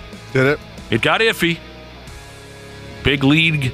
The big lead started to whittle away. They turned the ball over, but they hung on and won by 11 points. I have to laugh because I was in Iowa this weekend to visit my youngest and his wife. Mm-hmm. We were driving back, and I stopped at Diamond Joe's in Mason City. You degenerate. And I put a bet. Of course you did. I put a bet on the Gopher basketball team because I was reading that they are the number one team in the country against the spread in college basketball. And I didn't know that. And it's like overwhelming. It's not even close. I read that same stat a couple of weeks ago, and I've been following up on it. I think they're 23-3. Yes, against the spread. They've covered the 23 out of 26 games. So they were 4.5-point favorites in the game, at least at Diamond Joe's. And so I put some money on. I thought, oh, what the heck? That'd be fun. And I just put the ticket away. Didn't even think about it until 10 o'clock last night. And I went, oh, geez, I wonder if they won. And sure enough, they did. And they covered. You lucky bastard. That's awesome. I didn't realize that they had been doing well against the spread. Yeah, I heard that a couple weeks ago. You know what Brent Musburger used to say? Good coaches win, but great coaches cover.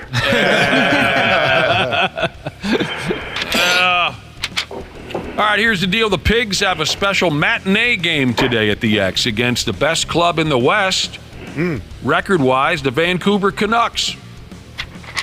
She's a 1 o'clock start there in St. Paul, televised on Bally Sports North. What the hell makes the Vancouver Canucks so damn good? I haven't seen them play this year. Why are they playing an afternoon game today? Is it a holiday? Day. President's Day. That's it. Yeah. Okay, gotcha. Not everybody has it off, though. But. That's true. Yeah, that kind of threw me, too. How many of us really, we're all sitting here, right? Yeah, I got to work today. Yeah, Brad's got to go to work. Kids have to be educated on sex. That's right. Or something. Or whatever it is you do. Yeah. What else is going on? I hope you don't screw that up.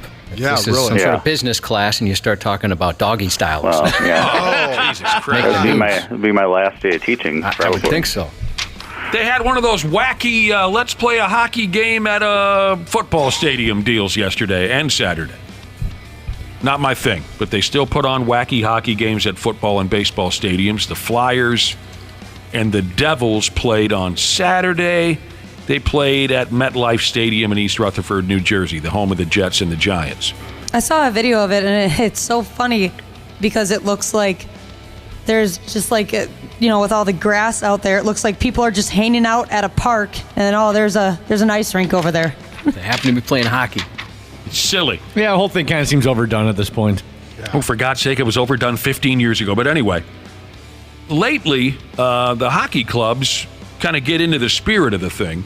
So the Flyers roster got off the bus heading into the stadium, and they were all dressed like Rocky Balboa. That was a fun video. And we're not talking about the robe and the boxing gloves. We're talking about that ugly gray sweatsuit that he wore when he was training with Mickey. This is up on 93x.com. It's cute. I don't know if any other clubs got into a theme like that. But I think I've seen something like that. Yeah, they've been doing this lately. Yeah. I forgot what it was. Who was, maybe someone can text in. There was another hockey club. Yeah. They all dressed like Kiss or something. I don't know what the hell it was, but the guys look good in that sweatsuit. I like the one where they dressed up like those like fishermen people. Fishermen people? Yeah. Seattle. Yep. Oh, right. Oh, well, I thought it was the players were dressed normally, but the fishermen people were throwing fish over their heads as they were walking down the ramp. Yep. That's what it was, Wapple? Yep, that's what happened. With those big fish throwers. Yeah, those have famous fish throwers. The fish throwers. Oh, I don't know if I thought this was too big of a deal, but a lot of folks are talking about it. Hockey people are talking about it. The video of Peter Laviolette III, the son of New York Rangers head coach Peter Laviolette. He plays minor league hockey. Peter III was ejected from a game the other night, and his reaction to being ejected went, how do they call it again, Cubby? Viral? Viral. Is that what you're trying to say? Yeah, as Laviolette's skating off the ice, there's a ref next to him escorting him off the ice, and Laviolette took his hockey stick and acted as if it was a cane, and he was a blind man trying to find his way off the ice. It was a little bit of clickbait. I thought it was going to be way worse than it was. So did I. as old as the hills themselves, the old ref is blind joke is what he put forth. And it became a big stinking deal. So take that in whatever direction you like.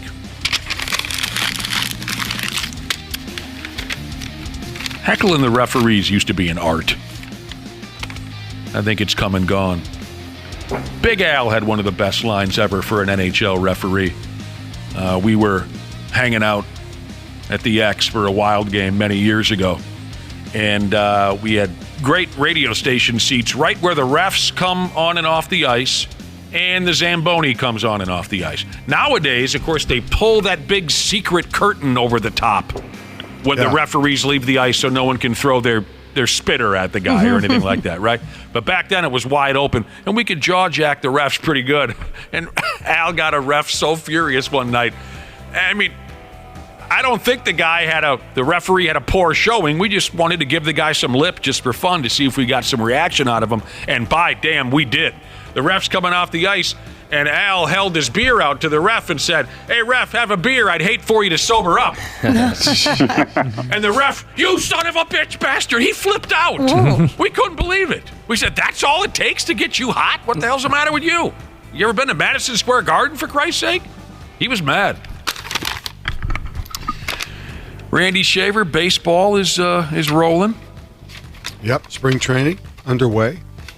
Had to share this with you. I think they start playing games this week, don't they? Or no, maybe not this week. Maybe no, I think they do. I think the Twins, have a game against the Gophers. They do the Gopher game, I think, first. I think that's Friday, I want to say, maybe. Okay. I think it's must win for the Twins against the Gophers.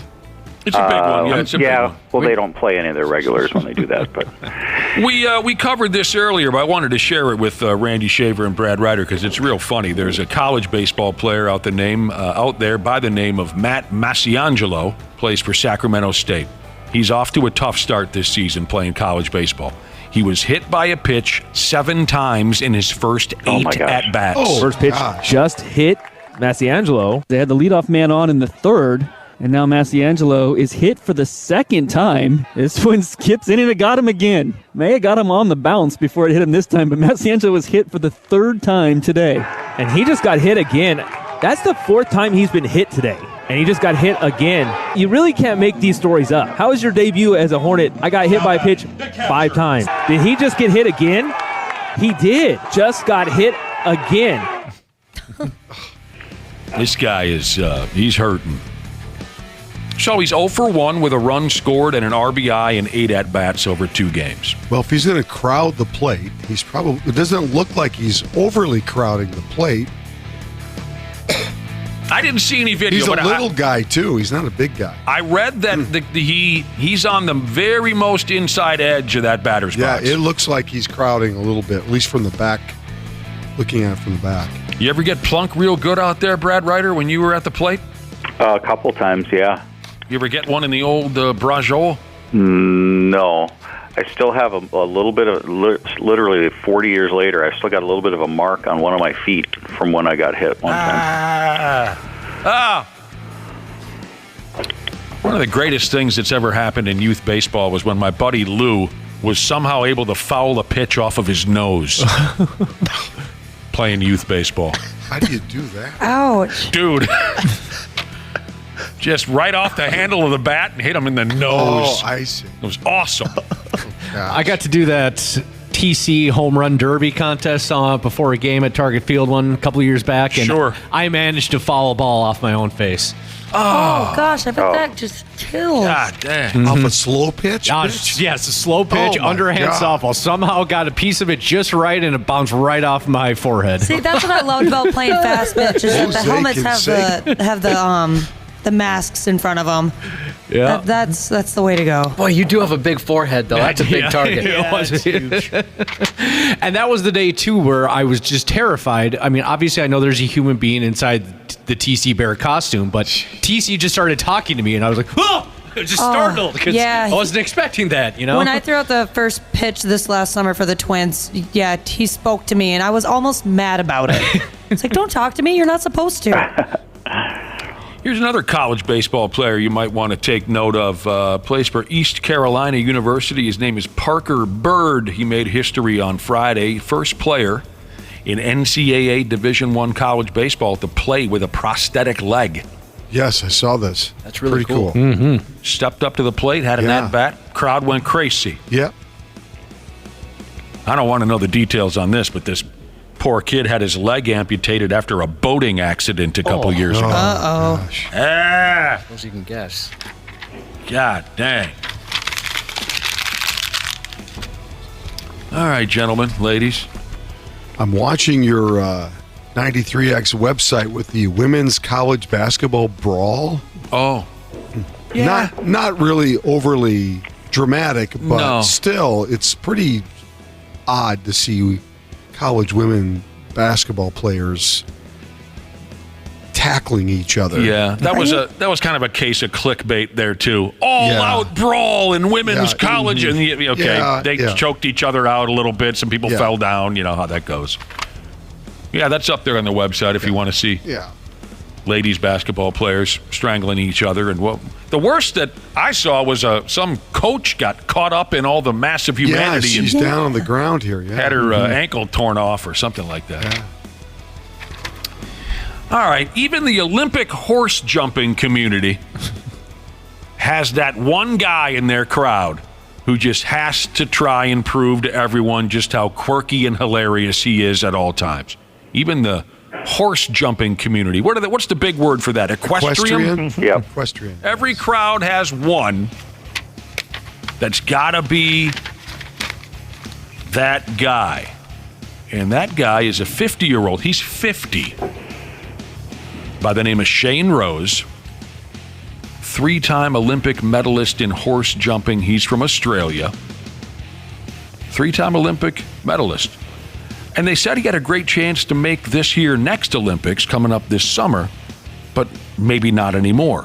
He's currently under investigation, suspension. They're going to review his behavior and see if he's worthy of the Olympics because he wore a Borat-style mankini to a recent event. Very nice. Oh, boy. With kids and everything. High five. That's also up on 93x.com. That's a good look. If you want to see it, that is. Was he trying to be funny? Yes, he thinks he's very, very funny. Okay. And like I said, he has to be that quirky, wild guy at all the events. And you got to remember him. Who's that guy again? That's Shane. Oh, that's Shane. He's funny. Just like the bathing suit from Borat. And everyone knows what I'm talking about, right? Oh, yeah. Yeah. Great success. Oh. Except it was orange and not green. They're about the last thing any man should ever wear. It's disgusting. I like to make a hand relief. Nice. Hand relief. Oh, I love him. That dude is incredibly funny. Mm-hmm. That's probably the hardest I've ever laughed in a movie theater. Yep. I thought I was going to pass out. This Shane guy, he likes to have a good time, though. At the same event, he also put on a gorilla suit and a Duffman beer superhero costume from The Simpsons. Oh, he's funny. You just never know with that Shane. That But sounds like the 93X Christmas party. But the mankini is what pissed people off. All the fancy horse people. So it says here he hasn't officially been suspended yet, but he's not allowed to compete until Australia's governing body for equestrian sports reviews his case. And they're selecting their Olympic team here in a couple of months. So he might have just boned himself, as Cubby would say. Boned. That poor horse, too. Yeah. He doesn't want Had that. that hanging out on him. I mean, you're 50, dude.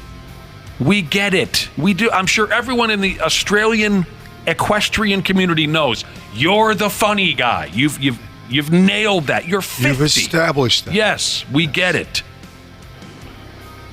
I got a quote from Shane. He's half right here. He says, I wore a costume which you could see at a theme park or a beach. A theme park? Well, what are you talking about there? Going down to Valley Fair, got to get my Borat swimsuit on. I don't know where he's going with that. I think I'm a good person, he says. I do a lot for the sport.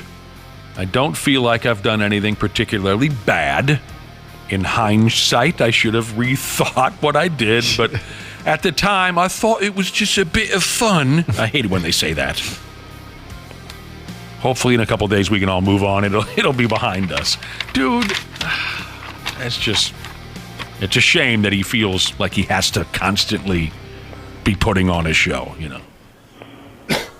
Gross to look at, too. Just really gross. That was gross. There were little kids there, okay? Speaking of company Christmas parties, Randy, save that for the company Christmas party when there's not going to be friggin' kids there. Nut sack swinging around. Oh, speaking of the Olympics, I got bad news for you Manny Pacquiao fans. Uh-oh. They're not going to allow him to box at the Olympics. He wanted to go ahead and do it. He's 45 years old, but the age limit there is 40. And Wapple's saying right there, that's right where I start my age limit. Yep. A little young for you still. Yeah. They don't want him to fight. He's too old. I just cancel the whole thing now. He wanted to come out of retirement. They said, no. You're too old.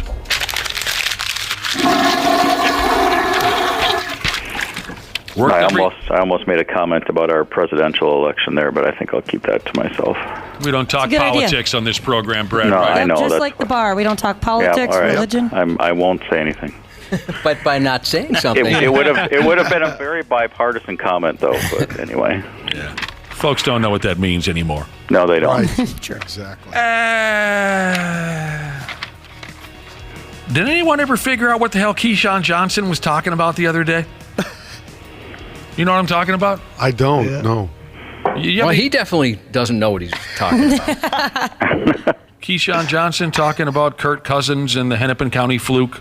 He's 1-3 lifetime in the post, and the only win is the miracle. And, that's the only. Stephon Diggs. That's the only one. Right. Okay. He wasn't the quarterback. Right. Wrong guy. And what was surprising is no one corrected him on that. He was sitting there with, who was it? Michael Irvin and I don't know, John Madden. Who the hell was he sitting there with? I just remembered Michael Irvin. Was it that guy we hate, Colin Coward? Was it or I think there was somebody else there. Let me look it up again. They just weren't paying attention. Probably. Yeah, they just tune him out. So yeah, he's saying they're talking about Kirk Cousins and whether or not the Vikings should pay him and all that crap that we've just wake me when that's over. But he says, yeah, he's 1-3 in the playoffs. The only win is the Hennepin County fluke. Well, that wasn't Cousins. That was Cliff Keebler, otherwise known as Case Keenum. It was Skip Bayless. Skip Bayless. Yeah, I knew it was one of those guys that everybody despises. But then, strangely enough, then Keyshawn tries to save his own ass. So Bayless or somebody says, well, no, the only win that Cousins has was, yes, it was against the Saints, but it was in New Orleans. It wasn't the miracle. And then Johnson says, oh, no, see, I call that game a miracle. Jesus. You do? Why do you call that? Just own up to it. I mean, everyone's talked themselves into a hole on television and radio. Yeah, he could have just owned up to it. Then he tries to claim that nondescript other win over the Saints. He calls that one the miracle. Okay, dude. What is this, Cubby? Jimmy Garoppolo suspended 2 games for violating the NFL's performance enhancement substances policy. Yeah, that's BS. He can do what he wants. I agree. What? You know him better than anybody else. What's Jimmy G smoking? I wonder if it's one of those where he doesn't know what's going on. Somebody gave him something and said, this is what you need to heal quicker, and he didn't ask any questions. I think that's what it sounded like. Even if it's not, that's what I'm going with. Here's what it says. Future Viking quarterback Jimmy Garoppolo. Future starting Viking quarterback Jimmy Garoppolo. Suspended for 2 games for next season, of course. He used a prescribed medication. Wow. And this is a lot of interesting words put together. He used a prescribed medication without having a valid therapeutic use exemption, whatever the wild F that means. So he's not smoking that geef? Not that I'm aware of, maybe. Oh, wait a minute. Seems like everybody They don't is. care about that. I don't even think Sounds really cares. Yeah, I Sounds like forgot he was about taking that. a prescription but didn't run it by somebody at the league first. Yeah. Well, okay. Cost him a lot of money. It's like $11.25 million he's God, losing. that sucks. Wow. Is that for real? Yeah. $11 million? God, help us all. You taking any medication for what's bothering you, Randy Shaver? You still sound sick as a dog. I probably need to. What's the matter with you? It's got to be. I thought originally it was a cold. I think it's sinus infection. Oh, no. Yeah. So those get. Have you tried a farmer's blow? It has been hanging around for yes, I have. You have you? We were talking about the farmer's blow earlier. Sure. Still Used to can't do find that. a world record for it. You used to do that all the time. We're trying to find the world record distance for farmer's blow, and we can't find it on the internet. Because I think with my Canon... Yeah, how do you calculate that? I mean... Well, you the have long jump. One guy at the start line and one guy... Like the guy who marks off the javelin tosses. He just kind of hangs around where he thinks it's going to land. And Sure. You don't want to be early. You want to be a little bit back for that one. If you got a sinus infection, you're going for volume here. You're not trying to, Yeah. I feel like if you give me a minor sinus infection with my cannon-sized nostrils, I feel like I could set the Guinness World Record for farmer's blow. We'll have to wait on all that information. I know, Randy Shaver, you were kind of pumped to see that Tiger Woods character play golf again this weekend. Didn't last long, did he? No. He caught influenza, and he couldn't golf. Oh, is that what it ended up being? I just know that he had to withdraw. That's what he said, influenza. Got cold. Yeah. Just got over that a couple weeks ago. It's terrible.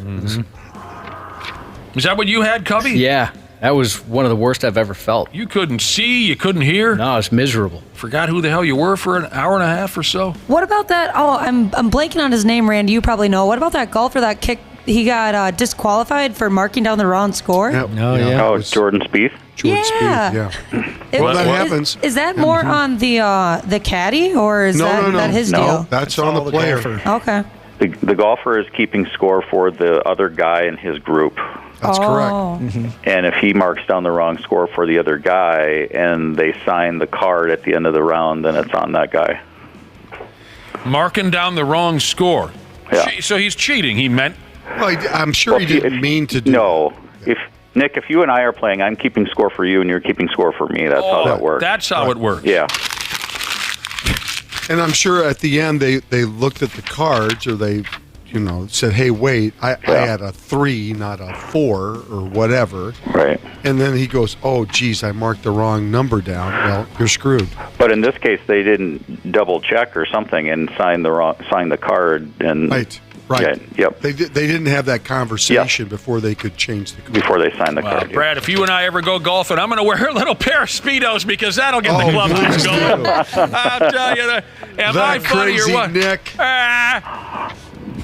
Look at me. I did see you get yelled at for hitting a putt with a battle axe and a hockey stick. Yeah, that was fun. That does sound fun. That might have been the last time I went golfing.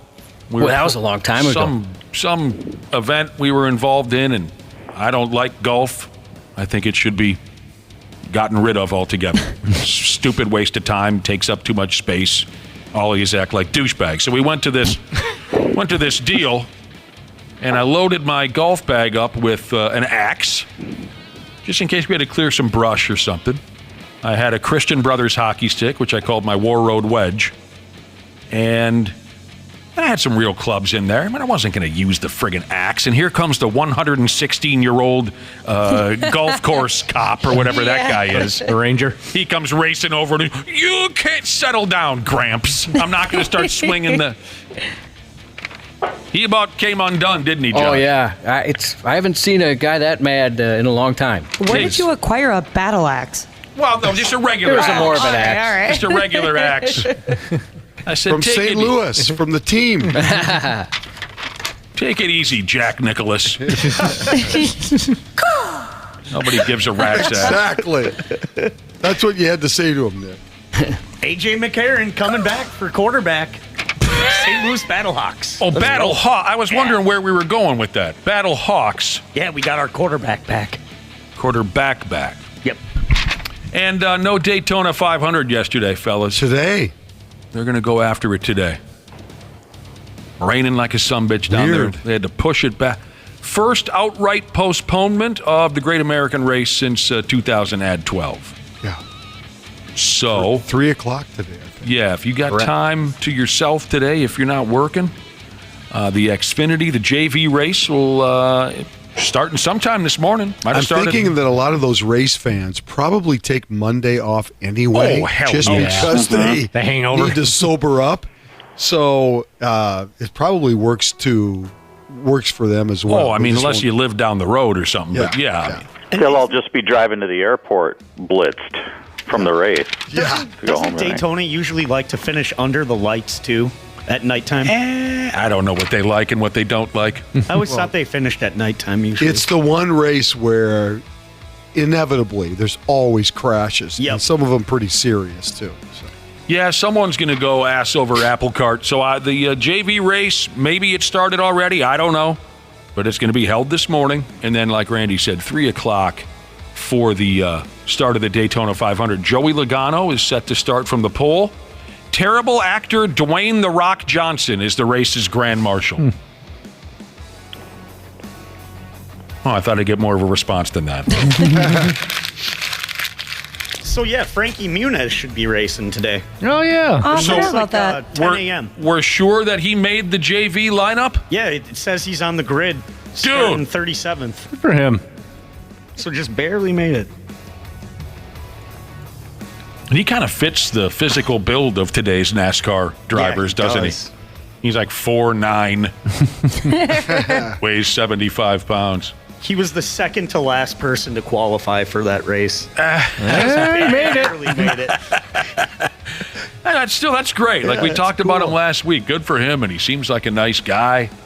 He ain't no kid anymore, either, is he? Is he in his 40s? 38. Oh, Christ. I thought he was older than weird. that. I'll never picture him older than like 18. Oh, man. It says he's 5'5". Yeah, so he's my height. He would fit that Wouldn't that be NASCAR driver something? body. When he goes by, look in the back. I bet Hal's in the back. Awesome. Hollering at him. Yeah. God, remember that scene where Hal found out his wife was pregnant? Yes, that's the best. Maybe the funniest scene in television history. One of the funniest scenes in television history from the old Malcolm in the Middle show. You know, he's already got, 4 kids, right? Yep. Mm-hmm. And the wife comes at him and says she thinks she's pregnant. And he says, "Oh, that's wonderful. Oh, God, I mean," you know, he plays it off like he's okay with it. Mm-hmm. Then he goes outside and he gets into one of their supposedly empty cars and has an absolute meltdown. And the best part is he's scream crying. I mean, scream crying. Why? What's his name? Malcolm was in the car the whole time. He didn't know it. God, so good. I about had a heart attack. That's how they used to do it on sitcoms on Malcolm in the Middle, everybody. So there you go, Randy Shaver and Brad Ryder. You guys have a wonderful day. Randy, I mean, you got to do something here to I know. Get a blood transfusion or something. Got to figure something out here. But you don't sound like you're the happy-go-lucky, always joking around, wear a mankini to a public event type Randy Shaver that we're used to. Yeah, I got to get back to myself, right? Yeah. Hand relief, he said. At one point or another, that Borat. Thanks, Brad and Randy. Okay. You bet. All right, we'll take a little break and come right back on the program. Half-assed morning show. They're loud, they lose control, they do their little circus act, they're a nuisance. 93X. Our experienced and certified technicians at Standard Heating have been trusted to keep our fellow Minnesotans comfortable and confident for over 90 years. We're ready to do the same for you, providing comfort you deserve since 1930. Standard Heating is having their 94-year celebration. They have special offers just for you this February. Whether you need a new furnace or a tune-up, they have something special for everyone. Visit standardheating.com to save today. The Rolling Stone Music Now podcast gets inside the biggest stories with Rolling Stone senior writer Brian Hyatt. And here's Lil Yachty with Tierra Whack. I've never been to a fashion show. I never did any Paris Fashion Week, New York Fashion Week, and I'll tell you why. Because I would always go to events and people would say to me, "Oh man, Yachty, man, I love your music, bro." And I should be like, "What song?" I didn't even, at the time, I didn't love my music. I would feel like I'm in a room with all these artists and they all respect each other, and I feel like no one respects me. Rolling Stone Music Now, wherever you listen. Half-assed morning show. They're loud, they lose control, they do their little circus act, they're a nuisance. 93X. There you go, and here we are. Thank you for listening to the 93X Half-assed morning show. Here's the deal. It's Monday morning. It's President's Day, which is always a riot. I've had more fun on President's Day. Don't even get me started on all that. But I'm going to try to keep it going. Something Josh and I were taught years ago in the business. You got to try to keep it going. I'm going to try to keep it going with an interesting question for everybody. And all of y'all. When your parents were young, were they hot? I'll let someone else go first. I've seen some. I haven't seen any pictures of either of my parents when they were young. All right, let's take a time out. Just not. Why? You haven't seen any pictures of your parents when they were young? No. Well, my dad's in his 70s, so there wasn't really many up. I don't know. They weren't really a camera family. Yeah, we weren't either. I know what you're saying. Sure, I'm in the same boat, but you've never seen a picture of your parents when they were young, like their wedding photos or anything. Yeah, so I meant like young. I've seen like maybe when they were in their 30s, and they're very counts. good looking. Yeah, let's go with that. They're very good looking. Close enough. They were very good looking. Oh yeah. Okay. Yeah, got pics. My dad he had the whole tall, dark, and handsome kind of thing going on. My mom, I know you guys seen my mom's hair. She's kind of got like that. Bob. It's like an afro situation. What's going on with your mother's hair? I love it. She's always done it like that, and it looked even better when she was younger. All right. Hot parents. I recently went through a lot of old photos of my folks. Again, not as many as a lot of other families might have because, like Josh's and Ashley's, we were not a camera-carrying family. But with my dad passing away recently, you got to go through the photos and go make up the photo board. And my folks were quite attractive people when they were young. Your dad was a looker. Hard to believe. But they were quite an attractive couple when they were young. Anyone else want to comment, or are you afraid to offend your folks? No, I'd say my parents were very good looking. Yeah, my parents were really good looking. My dad had a sweet mustache. Oh, so did my dad. Yeah. And then now that we're just on the subject, I just want to say happy birthday to my 97-year-old grandma. Oh, wow. That's awesome. Here's the deal. The reason I asked such an odd question is a new study says if your parents were slinging heat back in the day, you could stand to make a few more bucks. A few more dollars in your pocket. If your parents were conventionally good looking, is how they put it here, there's a decent chance you'll make more money during your career. Well, if that's the case, then maybe my parents weren't as good looking as I thought. Be kind of fun if we all could bring in a picture. Now I'm curious. And I'll tell you the straight up truth if your folks were dogs. I will. Nick's rate your parents' service. You know? Yes. I'd like to be that guy. Yeah. You do like to be that guy. I'd like to be that. Everyone tomorrow bring in a picture of your folks. I might be able to find one now. Hold on. Pardon me? I might be able to pull one up on my phone. Oh, I forgot about that technology. Yes, Josh? Big bearded Jared said that his friends wanted to bang his mom. Oh, my God. Jared's a good-looking guy. I bet he's got good-looking parents. Oh, yeah. This research was done by the folks at the National Bureau of Economic Research. So don't try to play games with these people. They sound pretty important. You've heard, I'm sure, by now, that good-looking folks earn more money than the rest of us. Nothing new there. Good-looking people, they get their way. But this National Bureau of Economic Research, they took it to a higher level to see what it meant for your career earnings if you come from hot parents. Now, the methods are very confusing, but the gist is someone who is the child of a couple of good-looking people can expect to make an extra $2,300 per year over a working life that could mean over $100,000 in additional earnings. $100,000! I've seen weird combos where you have, like the best looking girl in our school. Her parents were, let's say, they were not conventionally attractive.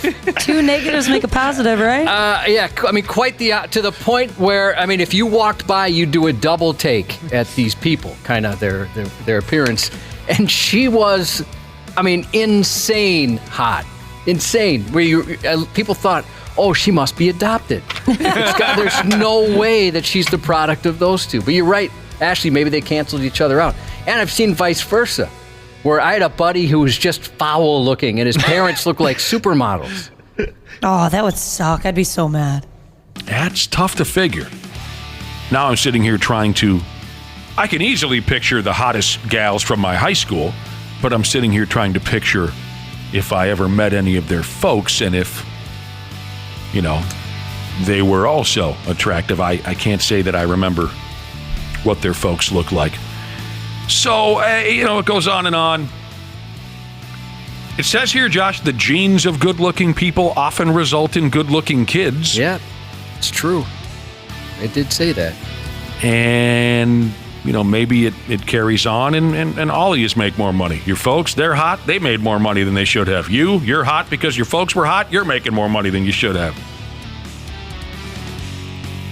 Delivery driver, she's just text in a photo of her parents when they were young. I'm switching it to Nick. Delivery driver, she's? Correct. It's a picture of her folks.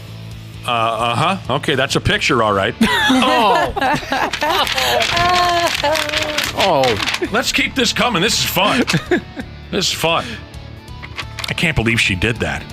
Sending a picture? And I can't believe you said that about them, Josh. I did not. I would not. That's very nice. I was even careful when I talked about the parents of a girl I went to school with. Did you find that picture of your folks, Wapple? No, I can't, but I found a really good one of my grandparents. Yeah, I can't find it of my parents. Fair enough. Okay, so check out OnlyFans. I found a few there. I'm sorry. I know you don't like that, Wapple. So what if your folks are a couple of gargoyles? They say, you might stand to earn less. All right, delivery driver Jesus has checked back in. The comment Wapple made on her parents. And simply wrote, rude, LOL. Well, I mean, come on. Come on. Rude, LOL. Look at your dad, for Christ's sake. This person says, if I was adopted by a hot couple, do I get half the annual salary of a biological kid? Adopted by a hot couple. I wonder if there's something there. I don't know. Delivery driver Jesus. Look at your dad. When I look at the picture, this is the sound he's making. Sorry. Here's the deal. What should you do, they say, if you don't have attractive parents and you aren't attractive either? This is cold-blooded. Stay in school. That's it. That's the only choice. Sucks. That's not what you wanted to hear.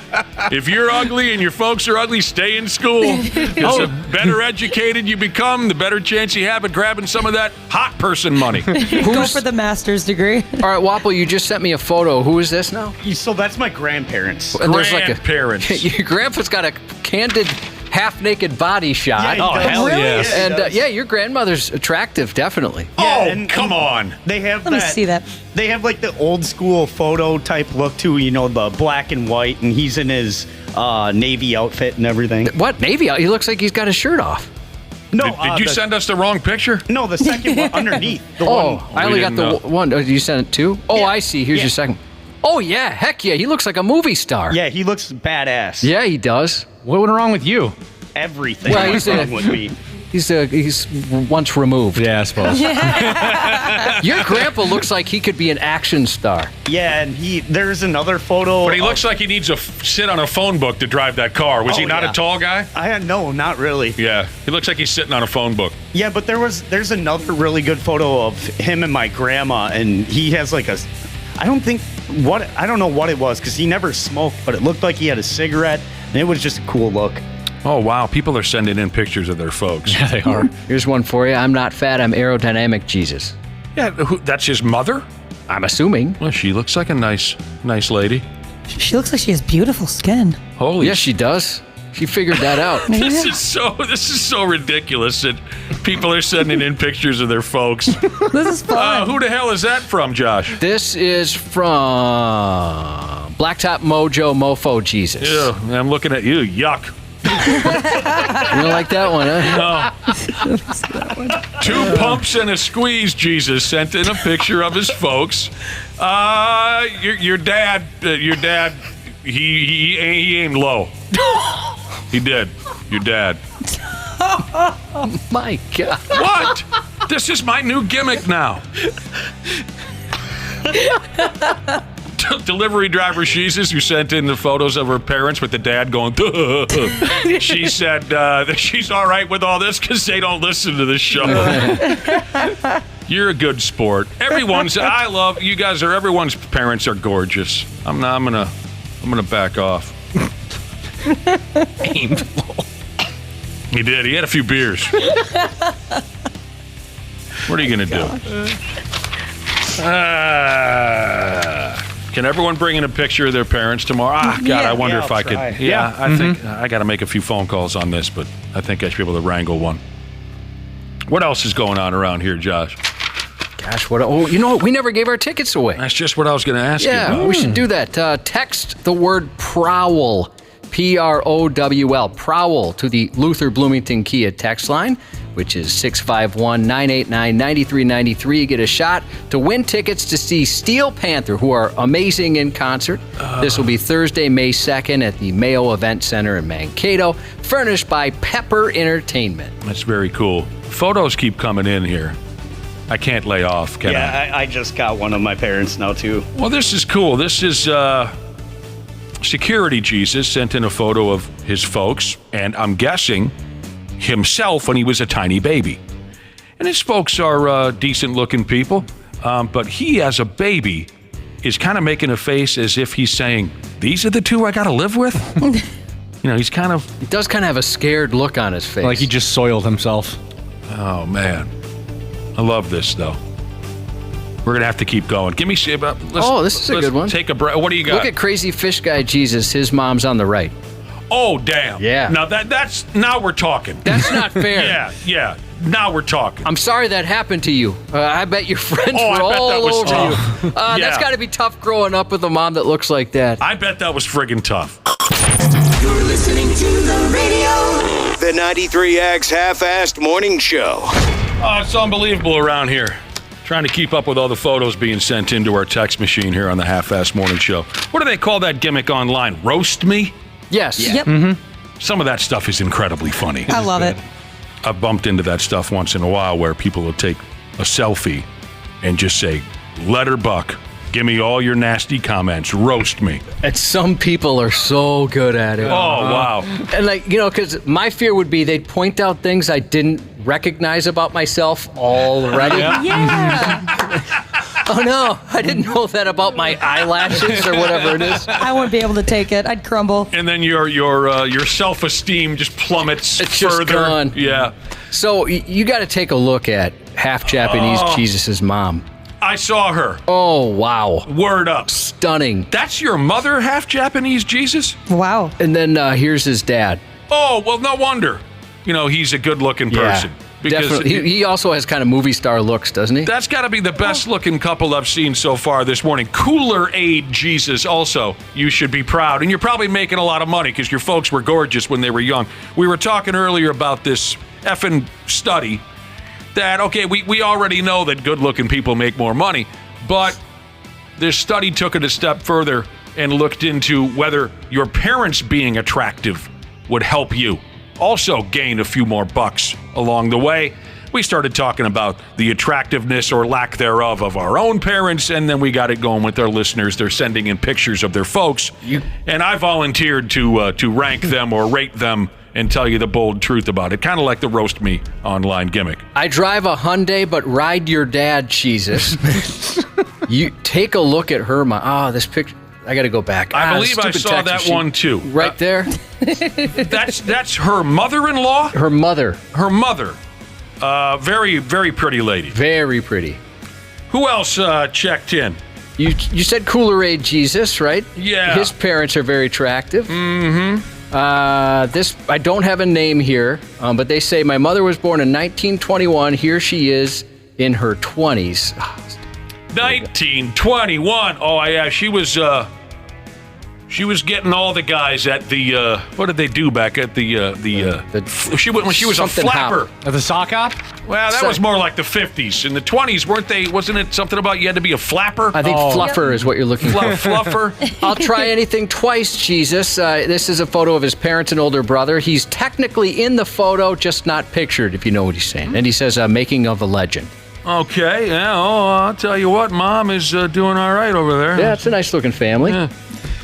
Then you had folks like Beaver Genocide Jesus, who sent in a picture of his parents. And, I mean, all I got to say is dude. But he wrote... Dude in which way? Dude. He wrote, hell, I survived. Oh, yeah, I saw that one. This person says this is their mom at the age of 60. I saw that one, too. That's crazy. I never would have guessed that. She looks like a cover girl. She does. Wow. Vertically challenged Jesus. Thank you for the pictures. Here's from our friend Snot Rocket Jesus, her mom and dad. Mom looks like a partier, doesn't she? That's her mother? Yeah. Don't know how long ago Dad looks 50 years older than she is. Frame Electric Jesus sent in a picture of his dad when his dad was in high school, and he looks like he got laid.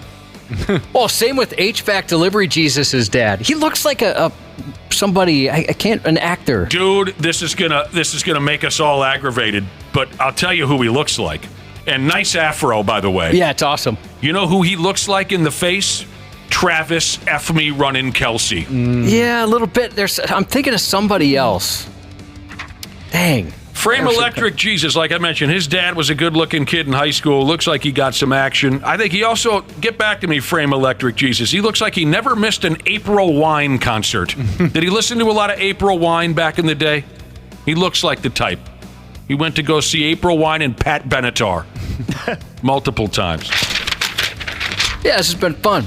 That's nice to see, some of the parents of folks that are regular texters. Yeah, no kidding. I'm just impressed that people know how to send those pictures like that. Get the hell out of here. Oh, boy. Who is this?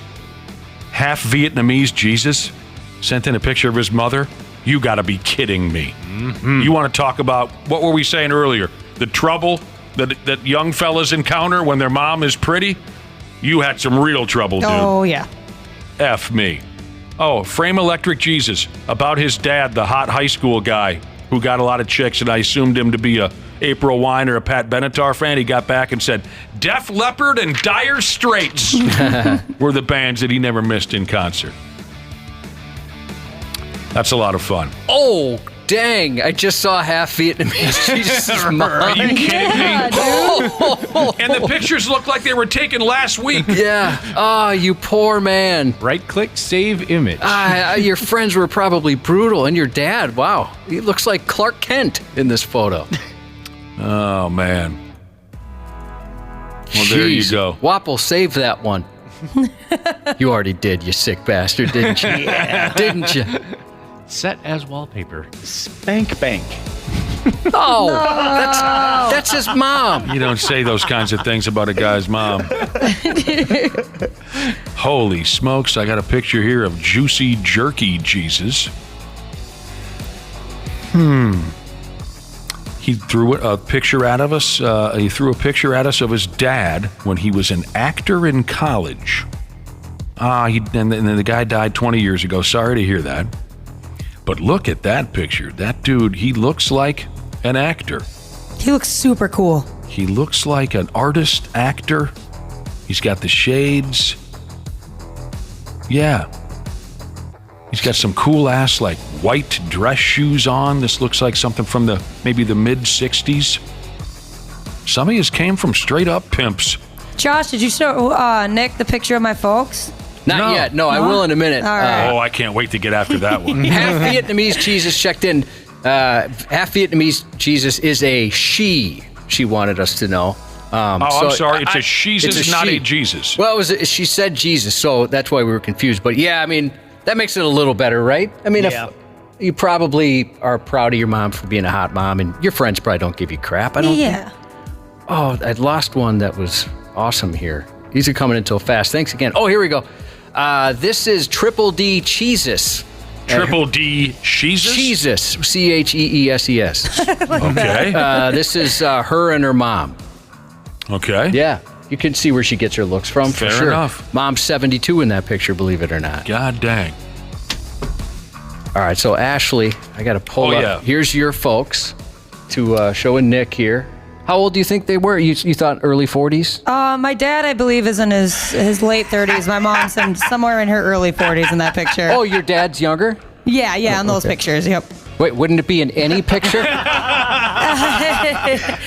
No, my dad's 8 years older than my mom. They look very sexually active in that picture. Well, then what you said makes no sense, Ashley. You got to go back and listen to what you said. What did you just say? Yes, she's younger. She would be younger than your dad. Who was younger?